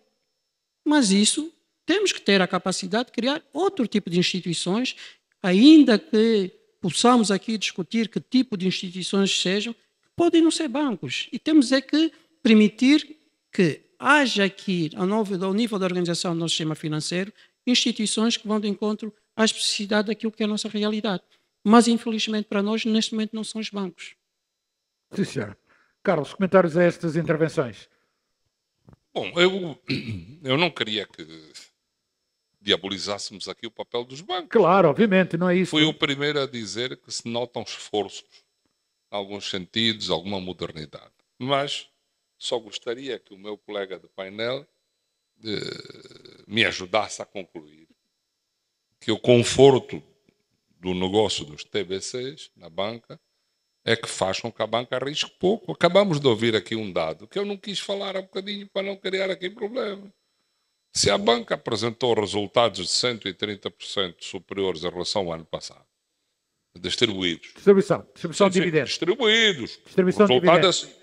Distribuíveis, o resultado se calhar será pior, maior. Agora, o que eu quero dizer é que aqui uma conversa disruptiva entre nós, quer dizer, por um lado ganharam muito dinheiro, por outro lado acham que estão a correr riscos ao financiar. Então, se vocês correm risco a financiar, como é que ganham muito dinheiro? Vocês ganham muito dinheiro porque têm negócios confortáveis na vossa carteira. Vocês assentam praça em general. Quando vocês estão a fazer recruta, já são generais. Porque criam um banco e depois a seguir vem o pai Estado a dar-vos essa benesse dos TBCs. que vos dá o conforto, que faz com que vocês não corram riscos. Nós, entre empresários, dizemos: o banco dá um chouriço a quem lhe der um porco. Outros dizem: não, não é nada disso. O banco financia-te os cadotes, financia-te o pincel e financia-te a tinta. Tu começas a pintar a parede, depois tira-te os cadotes e tu ficas agarrado à brocha. Que é outro problema. Que às vezes um projeto é faseado, financia-se a primeira fase, não há dinheiro para a segunda, não há dinheiro para a terceira, e o empresário que se vira. O que eu acho é que, e acho que estamos mais ou menos de acordo, o financiamento comercial para a banca não é um desafio. Ainda não é um desafio. Vai ser um dia. O financiamento comercial é uma coisa que também se faz. E sabe por que é que eu digo isto, sustentadamente? Por causa do aviso 9 e do aviso 10. O aviso 9 é o aviso que permite à banca retirar um percentual dos seus reservas obrigatórias para financiar a imobiliária. E o aviso 10 permite ir às reservas obrigatórias e buscar um pequeno percentual para financiar a agricultura. É das coisas que ainda vai funcionando. Eu acho que poderia dizer, sem receio de errar, que o setor produtivo está quase todo alicerçado no aviso 10. Foi uma boa iniciativa que se teve na altura e que funciona. Mas o aviso 10 é muito musculado em termos de garantias. O aviso 10 está alicerçado para empresas com estruturas e patrimónios e ativos completamente robustos. Eu comecei a minha entrevista a dizer que isso é não ter em conta a história. O aviso 10 está em contravento à nossa história, à nossa realidade. O aviso 10 financia, sim, senhor. Porque vocês são obrigados. Porque se não financiar aquele valor ao longo do ano são penalizados. E esse aviso 10 é direcionado, falando curto e rápido, a grandes empresas. É o tal indivíduo que, se não tiver um porco, não lhe dá um chouriço. O aviso 10 é um bocado alicerçado nessa base. O resto, quando o doutor pergunta por que não vamos ao crédito comercial, por causa do juro, doutor. Então, o juro é o nosso inimigo. Quem é que pode se financiar a 23% ou 25%? Quem é que pode? Já viu o que é fazer, por exemplo, árvores com crédito comercial? Você, quando mete uma árvore no chão, leva 5 anos para tirar o fruto. Se eu pagar 25% ao ano, eu daqui a 5 anos tenho duplicado a minha dívida em quasas, ainda não tirei proveito nenhum. Portanto, o aviso, o crédito comercial assenta num pressuposto. Eu uma vez fui beber uns copos lá atrás dos montes, encontrei numa taberna escrito: aqui dá-se crédito a quem tiver mais de 100 anos acompanhado do avô. O aviso 10 é isso. O crédito comercial é isso. Quer dizer, é dar crédito a quem não faz contas. Quem faz contas não vai buscar crédito comercial. É impossível. Portanto, crédito comercial negativo. Bancos de fomento, que é o caso do BDA, o BDA andou 2 ou 3 anos quase sem recursos. E os poucos créditos que estavam em cabimentação ficaram sem recursos depois de concluir. Novos projetos estão congelados praticamente há 2 anos. O aviso 10, já explicamos qual é o problema. Fomento, só nos sobra uma saída. Só sobra uma saída para o crédito produtivo. FGC. FGC são montantes limitados que dependem de dotações complementares que vão fazendo do investidor. Se o Estado não investe no fundo, eles não têm estrutura para continuar a financiar. E, nunca é demais, não estamos aqui a caluniar ninguém, o FGC está de costas viradas com a banca comercial. Porque o FGC não dá dinheiro, o FGC garante créditos. Como há antecedentes de incumprimento da parte das garantias, os bancos não olham para o FGC com confiança. O doutor falou em confiança, estou de acordo. Existe um ambiente de desconfiança entre a banca comercial e o FGC. Portanto, Em conclusão, teremos que dizer que houve evolução, estão-se a dar pequenos passos, mas não falemos do crédito em Angola como se isto fosse uma autoestrada. Ou seja, é uma autoestrada cheia de buracos. Já lhe vou dar. Não, só duas questões, e eu penso que uma delas é conceptual. E foi lançada a partir do número que aqui foi dado do aumento dos lucros distribuíveis. Nós temos que estar sempre a fazer literacia financeira para depois não aparecerem aqui notícias que depois podem ter interpretações que não espelham a realidade. É o seguinte: o lucro distribuído é aquilo que os acionistas decidem distribuir. Se o acionista o ano passado não distribuiu lucros ou distribuiu 5% e no exercício seguinte distribuiu todos, vem o percentual do aumento. Não é um critério. Não é um critério de avaliação do aumento dos lucros na banca. Tem que ver qual foi o aumento do resultado líquido dos bancos. E não foi este que eu tenho expresso. Vamos lá ver.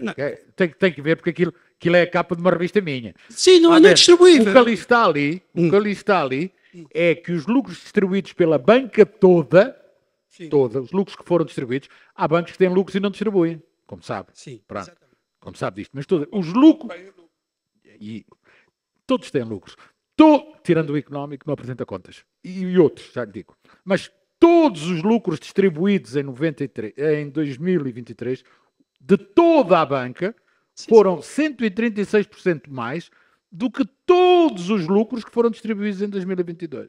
Ou seja, estamos a falar da rentabilidade dos acionistas. É disso que estamos a falar. Daquilo que os acionistas receberam. Estamos a falar da distribuição daquilo que efetivamente o acionista recebeu. Pronto, é isso que estou a falar. Sim, não tem a ver nem com lucros distribuíveis, porque não são a totalidade dos lucros, porque os bancos, como sabe, guardam parte. Estou a dizer exatamente o que foi distribuído. É só para perceber isso, para que seja claro. Segunda questão, aviso 9 e aviso 10. O aviso 9 é atrativo por duas razões. Primeira questão que se coloca é: fixa a taxa de juros. A taxa de juros são 7,5%. Quando a taxa de juros normal, fora disso, eventualmente estarão nos 20%. Por isso torna-se exatamente atrativo. Atrativo do ponto de vista do mutuário e do banco, porque o banco está a retirar, a bater reservas obrigatórias que de outra forma estão no Banco Central sem remuneração nenhuma. Então, os ativos, a tal questão da estrutura dos ativos, que estão ociosos, que os bancos não podem fazer nada, que é ao nível de cerca de 20% dos depósitos bancários. Por isso estamos a dizer que há aqui vantagem dos dois lados. Por isso, os bancos estão a rentabilizar um ativo que não seria rentabilizado. De outra maneira estava parado. E os mutuários estão com um custo mais diferenciado. E os bancos apenas estão a aplicar uma lei, não foram eles que a fizeram, e até eu penso que é uma boa medida naquilo que é a alternativa ao constrangimento do próprio mercado. Mas há uma questão que nós colocamos, e quando estamos a falar de juros, às vezes nós temos a percepção que os bancos colocam juros de forma arbitrária. É o seguinte: nós hoje temos, do ponto de vista oficial, a taxa de inflação está a cerca de 30%. A taxa de juros não está a este nível, está mais baixo. Temos juros negativos. Sim. Por isso, o juro negativo em termos concretos seria, no fundo, os bancos estarem a pagar para ter dinheiro. Alguém estaria a pagar. Por isso, a questão das taxas de juros está muito associada à questão da gestão da política macroeconómica e à taxa de inflação. Nós, quando hoje temos a Libor, o Libor está a medir as operações interbancárias overnight, não está a medir por prazos de maturidade. Também por isso é que temos esse desfazamento entre a taxa Libor e as taxas de juros, inclusive dos títulos públicos.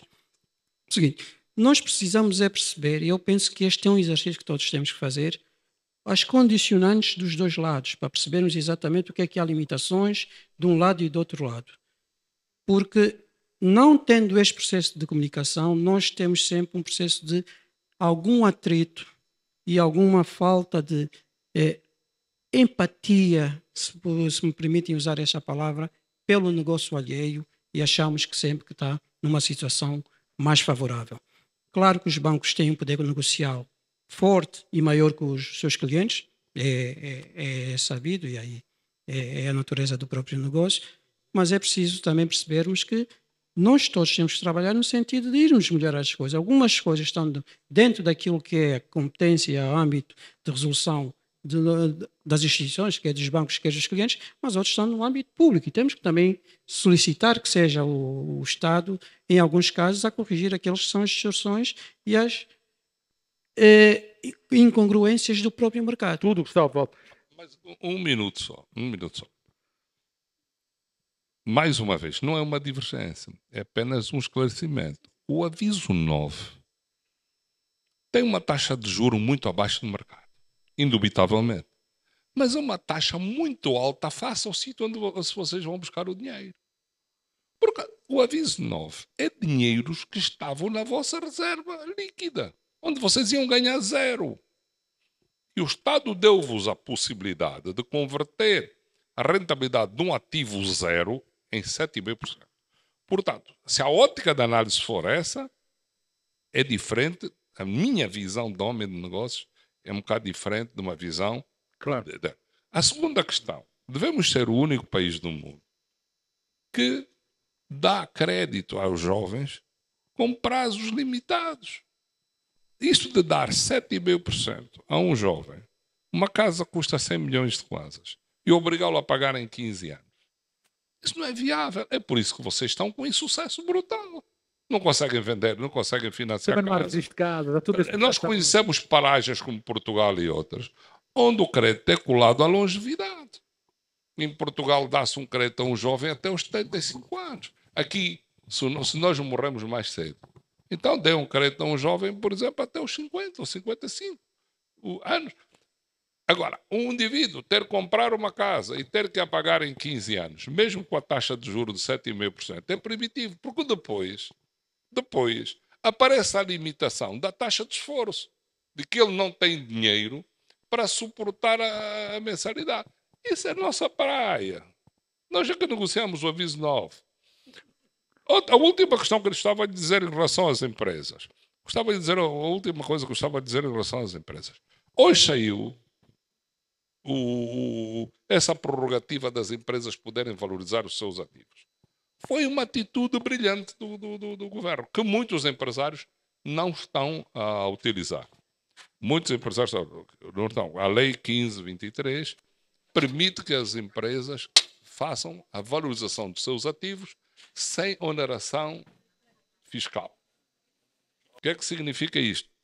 Quem andou a investir como nós há mais de 20 anos, hoje temos ativos de empresas valorizados em 500 mil dólares, quando a empresa vale às vezes 20 milhões. Porque foram se desvalorizando com o câmbio. Hoje a lei permite, sem oneração de custos, fazer a avaliação dos ativos das empresas sem qualquer custo ao fisco. Portanto, pode-se atualizar. Isto vai criar aos bancos uma maior liquidez. A empresa apresenta-se perante o banco mais robusta, mais líquida, com essa luta que os empresários também fizeram na base dela. Hoje permite a gente valorizar, o que é bastante positivo. Quando chegar no sofá, vou sentar depois de um ducho. Então, há um microfone ligado que não devia estar ligado, que é o microfone que passa as entrevistas. Desliguem-me esses microfones, está bem? Sim. Portanto, a terminar, hoje uma empresa já pode fazer a avaliação dos seus ativos sem imputação, porque a lei dizia o seguinte: se os meus ativos são 500 mil dólares e se de prática são 20 milhões, eu tinha que pagar 30% do valor do ativo existente ao valor da atualização. Portanto, eu teria que pagar quase 8 milhões de dólares para fazer. Hoje não paga nada. Embora, isso é um esclarecimento aos empresários, isso não tem efeito fiscal. Tem bonificação fiscal, mas não tem efeito fiscal. Portanto, o empresário não pode levar essa valorização à amortização. Quer dizer, isso não ajuda a reduzir a imputação do lucro. Exatamente. A AGT defendeu-se. Podes valorizar o teu ativo, mas isto não tem efeito fiscal. Tem apenas bonificação tributária. Ok? Isto é bom. Para o crédito é bom, porque apresentas-te ao banco com mais robustez. A situação negativa que muitos de nós tínhamos de não conseguir financiamentos hoje está ultrapassada. Embora a maioria dos empresários, segundo informações que eu tenho da AGT, ou não se apercebeu da lei ou não está a fazer. Ou não tem a NIF para fazer isso. Mas deixa-me José Severino, agora que vou-lhe dar a palavra. Preciso aqui do microfone para o José Severino. José Severino, é curto, hein? José Severino.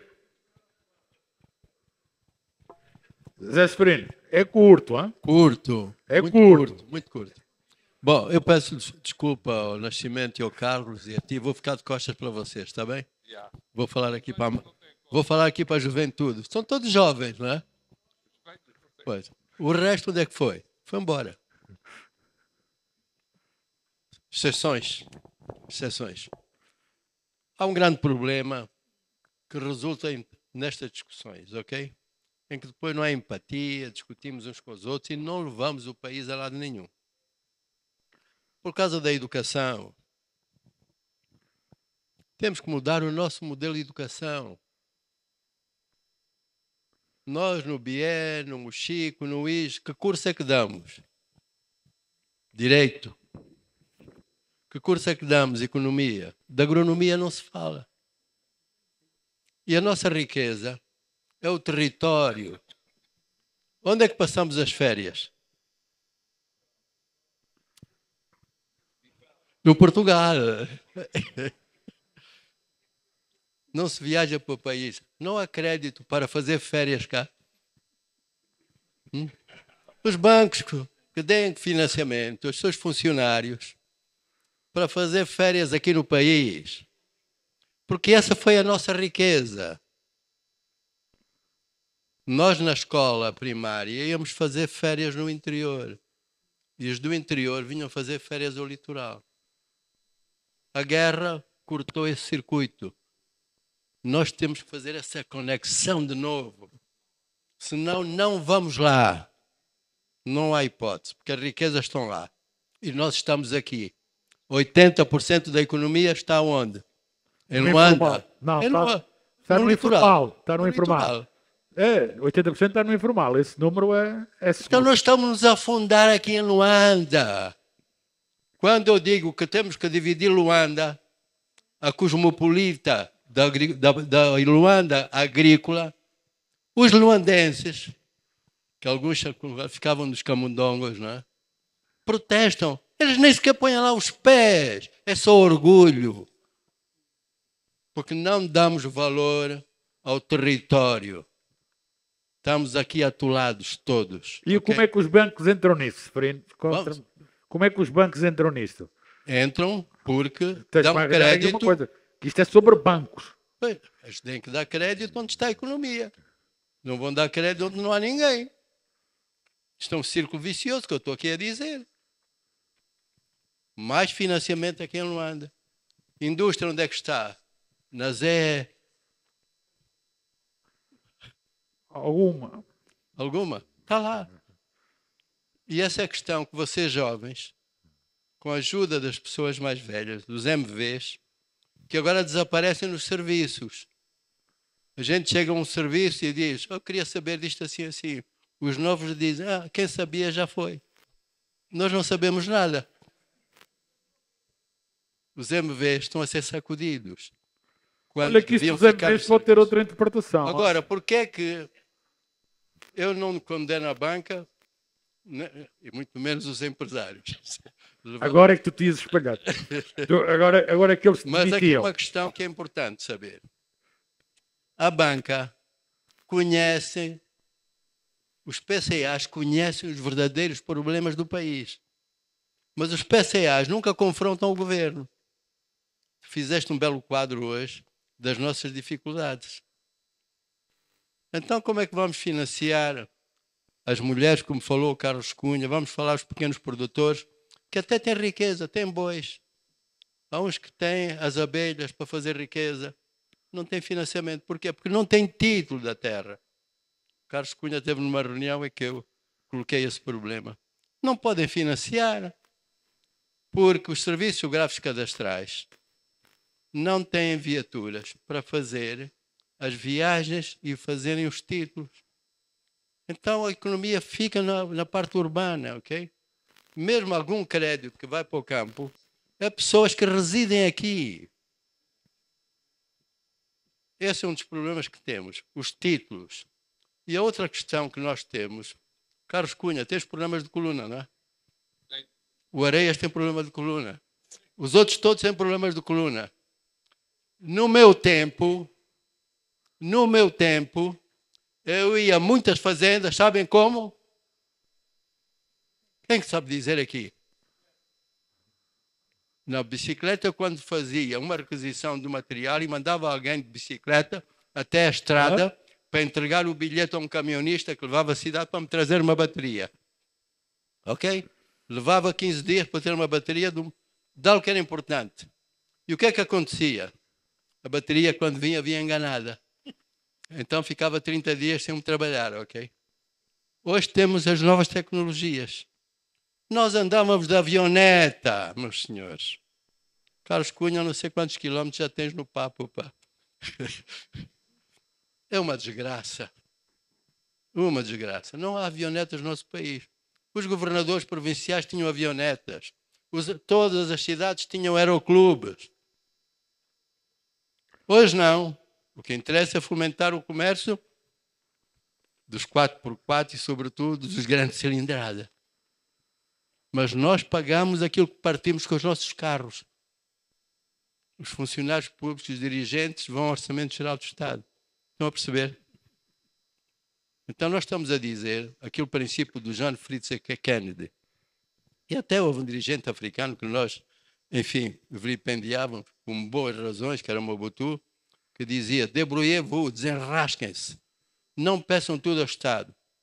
O Kennedy dizia: você antes de pedir ao Estado, diga o que é que pode fazer pelo Estado. Então, se o Estado não tem dinheiro para fazer manutenção de estradas, porque as nossas estradas são longas, não tem a mesma densidade de tráfego, nós queremos pagar para circular melhor. Queremos ou não queremos? Queremos ou não queremos pagar melhor? Vamos pagar portagens para circular, para não estragar os carros, para não estragarmos os nossos carros, para podermos circular 24 sobre 24 horas, para podermos viajar com a família sem risco. Quem é que viaja hoje à noite? É um risco. Portanto, nós também temos que não esperar só pelo Estado, ok? E é isto que nós precisamos fazer, João. Mudarmos a nossa mentalidade, estradas, títulos, e depois dizer que se a banca ganha dinheiro, a banca não, os serviços ganham dinheiro com a taxa de inflação. Está provado internacionalmente. Claro. Quanto mais alta a taxa de inflação, mais eles ganham e, portanto, estão confundidos. Mas quem fica pobre? O cidadão e as empresas. Mas os bancos, seguradoras, todos eles ganham mais dinheiro, que são serviços. Portanto, jovens, está nas vossas mãos começarem a montar de mentalidade, passem as férias do país, ok? Obrigado. Obrigado, Seferino.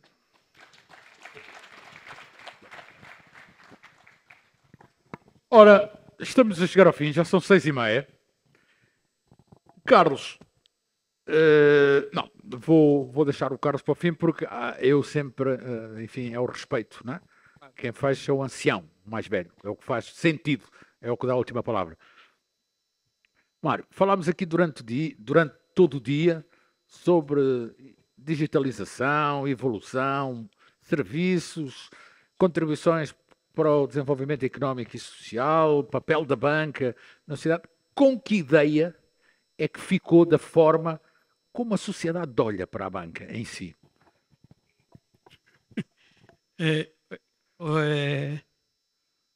É difícil dizer com que ideia fiquei. É a última palavra que me vem à memória, os 5-0. Mas eu penso que há 3 questões que eu fico aqui. Uma delas é o seguinte: nós não temos uma percepção exatamente do que é o outro lado, do que são as dificuldades e as necessidades do outro lado. Aqui estou a falar dos dois lados. Tem-se uma percepção que nós, em termos de banca, somos essencialmente um negócio quase que predatório, não é? No sentido em que não temos risco nenhum, não corremos risco nenhum e estamos atrelados a um ente público que nos faz ganhar o dinheiro. Eu acho que essa é uma das percepções que tem-se, que é preciso combater, obviamente, com comunicação, exatamente, com esclarecimento, etc. E isto decorre de 2 questões. Uma delas é o facto de nós não reconhecermos a função dos bancos para além da questão do crédito. Nós não temos, às vezes, se calhar por uma questão de direitos adquiridos, não temos noção da evolução que o setor bancário teve ao longo desses anos, da disponibilização que o setor bancário deu ao cidadão em termos de acessibilidade aos instrumentos e serviços financeiros. E, claro, não estou aqui a dizer que estamos no ponto ideal, nem por isso estamos longe disso, e a questão da satisfação do cliente é uma questão importante no negócio bancário. E depois fiquei também com a percepção, e aqui é uma questão mais para dentro, mais do setor, que nós temos ainda muitos desafios a vencer. E a questão da digitalização vai trazer aqui alguns desafios que no nosso contexto é preciso contextualizar. Nós, quando estamos a falar às vezes de muitos dos que são os projetos e as tendências do setor bancário, esquecemos duas coisas. Um é a dimensão do nosso setor informal e a exclusão de muitos dos nossos cidadãos de serviços bancários e financeiros. Muitos desses cidadãos não entram para o setor bancário ou do setor financeiro não é porque não quer. Muitos deles, alguns deles não têm documentação, logo não são capazes sequer de abrir uma conta, embora tenhamos aquelas contas simplificadas que são banquita, mas não é suficiente. Temos problemas de comunicação que não permitem que as instituições, enquanto tal, cheguem às várias zonas do país, porque do ponto de infraestruturas, de comunicação, de acessibilidade, não conseguem lá chegar. Ainda continuamos com vários sítios sem internet, com zonas escuras, etc. Por aí fora. E nós temos que ultrapassar isso fazendo algumas adequações naquilo que é permitido dentro da regulamentação que temos. Eu acredito que o BNA... não acha que também precisam de melhorar o quadro humano? O quadro humano... Ou seja, os trabalhadores, a qualidade dos trabalhadores, ou não? Isso é um processo. A qualidade dos trabalhadores precisa melhorar, mas eu penso que a qualidade... Ou seja, esta maior aposta nas pessoas, dando-lhes... Mas, de acordo, e acredito que sim. Mas eu acho que a qualidade dos trabalhadores aumenta se nós metermos foco em três coisas. Uma é a concorrência no setor e haver realmente concorrência e promover a concorrência e haver a qualidade e a promoção e a premiação da qualidade dos serviços. Isso vai fazer com que as instituições tenham pessoas mais capazes, mais competentes e tenham preocupados no cliente enquanto indivíduo e não no grupo de clientes ou trabalhar apenas um segmento do cliente. Agora, nós temos desafios que alguns deles decorrem de responsabilidades que nós assumimos internacionalmente, outras assumimos do ponto de vista institucional, que definem o enquadramento do setor bancário. E nós temos que ter também outra percepção. O setor bancário tem uma particularidade e não é igual aos outros setores. Desde lá, pela responsabilidade que ele tem sobre o sistema de pagamentos e sobre a função fiduciária, no fundo é aquela função que permite que os bancos recolhem depósitos, mas têm a responsabilidade de devolver aos clientes na hora e no momento e na quantidade que eles exigirem. Esta é uma responsabilidade, é a responsabilidade que deve ser primária a toda qualquer função do setor bancário. E outra é o facto de nós, enquanto jurisdição, sermos integrados no sistema financeiro internacional via bancos. E nesse sistema financeiro via bancos, nós não somos ditadores de regras. Nós somos adotantes de regras que são definidas pelo setor. E esse setor, em muitos das nossas regras, são definidas exatamente por esse setor, que determinam o nosso acesso e o custo do acesso.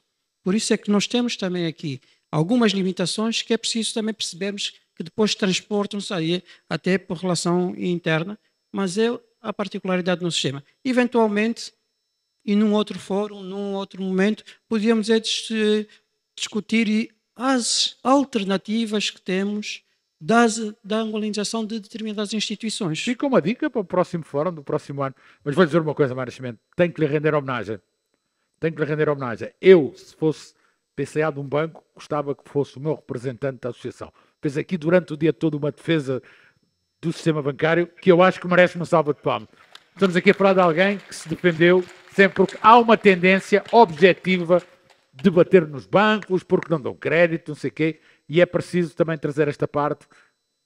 Meus parabéns, hein? Carlos Cunha, última palavra para ti. Resumindo, que avaliação a gente pode fazer hoje da nossa banca? Para onde é que ela deve ir? Como é que ela vos vai ajudar enquanto empresário? Enfim, as tuas considerações finais também. Eu partilho da homenagem que lhe foi feita. Muito obrigado. No entretanto, eu gosto sempre de dar este dado para se ter uma noção, sempre que se fala de banca em Angola. Eu há muitos anos que digo que em Angola não há mais que 30 empresas agrícolas. E todos me chamam pessimista. Na última contagem que houve, quando foi agora do crédito de campanha, por acaso Angola não tem 30 empresas agrícolas. 30 projetos, tem 27. Enganei-me em 10%. Sim, não eram muito mais de 400. Há ali uma oscilação que se pode fazer de 27 a 35. Eu quero lhe dizer que em Angola há mais bancos que fazendas. Em Angola há mais bancos que fazendas. São 24, não é? 3, não E é? relativamente ao conhecimento, se fizerem uma investigação profunda, vão verificar que nós também temos o mesmo problema, mas investimos. Fomos buscar expatriados, fomos buscar tecnologia. Alguns de nós hoje estão ligados a consultorias internacionais. Temos geofilia nas fazendas. Sistemas de informação online, que eu agora no meu telemóvel posso mostrar o que é que se está a fazer neste momento na minha fazenda. Tenho meus bois ligados a brincos digitais e que são conferidos com bastão. Aquilo, se vocês estão a evoluir na informática, nós também estamos. Nós também estamos. Já estamos na geofilia. Já estamos nos sistemas mais avançados do mundo. E há quem esteja a fazer agricultura de precisão. E já uma parte de nós grande hoje já faz pulverizações por drone. Portanto, se está a haver evolução no setor bancário, no setor comercial também está. Agora, o que eu disse, evolução administrativa, mas nós gostávamos de ver evolução também nesse aspecto.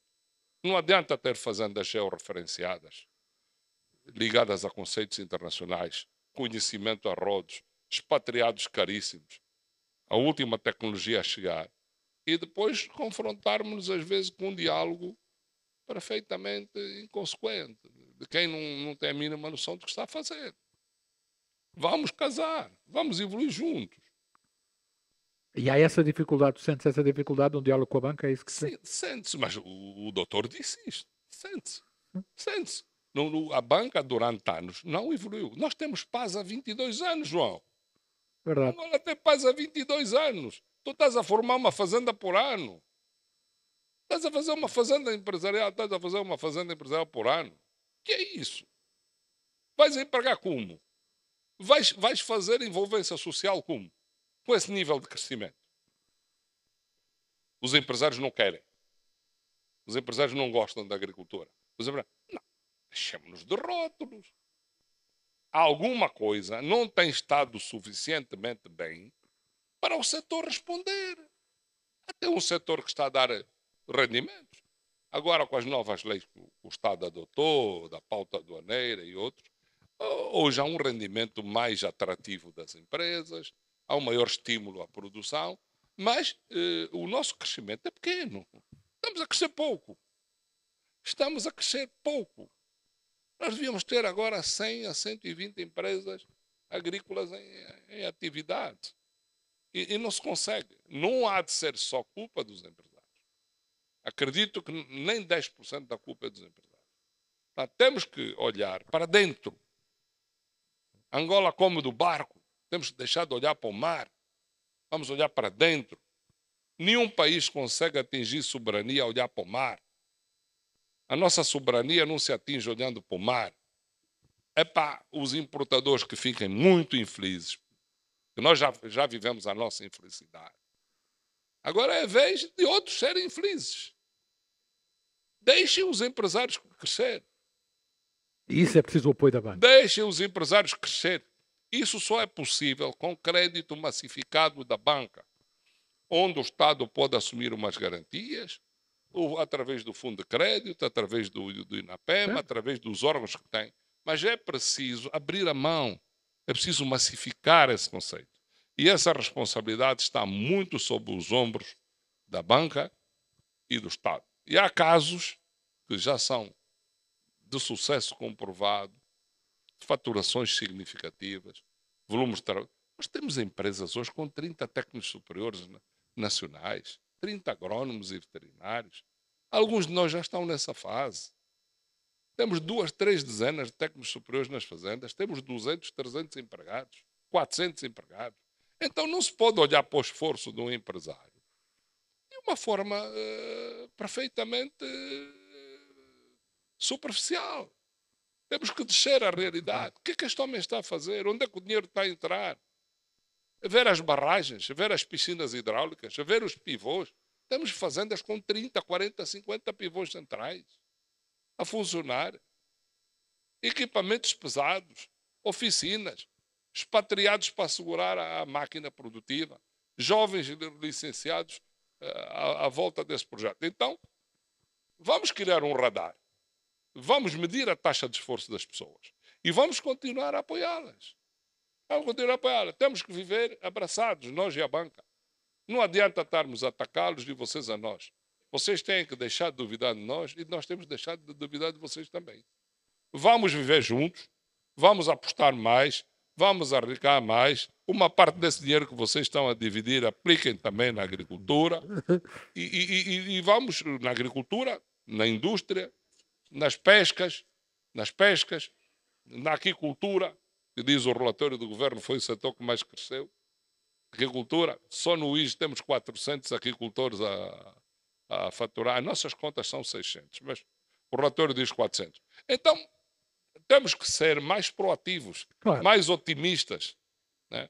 Se as coisas a um nível político não têm essa leitura, porque alguns querem assim, nós empresários temos que fazer o nosso trabalho. Nós temos que fazer o nosso caminho. Nós temos que ser os capitães da nossa alma e os donos do nosso destino. Muito obrigado. E como em qualquer filme americano, acabou com o casamento. Ou pelo menos com o pedido de casamento dos empresários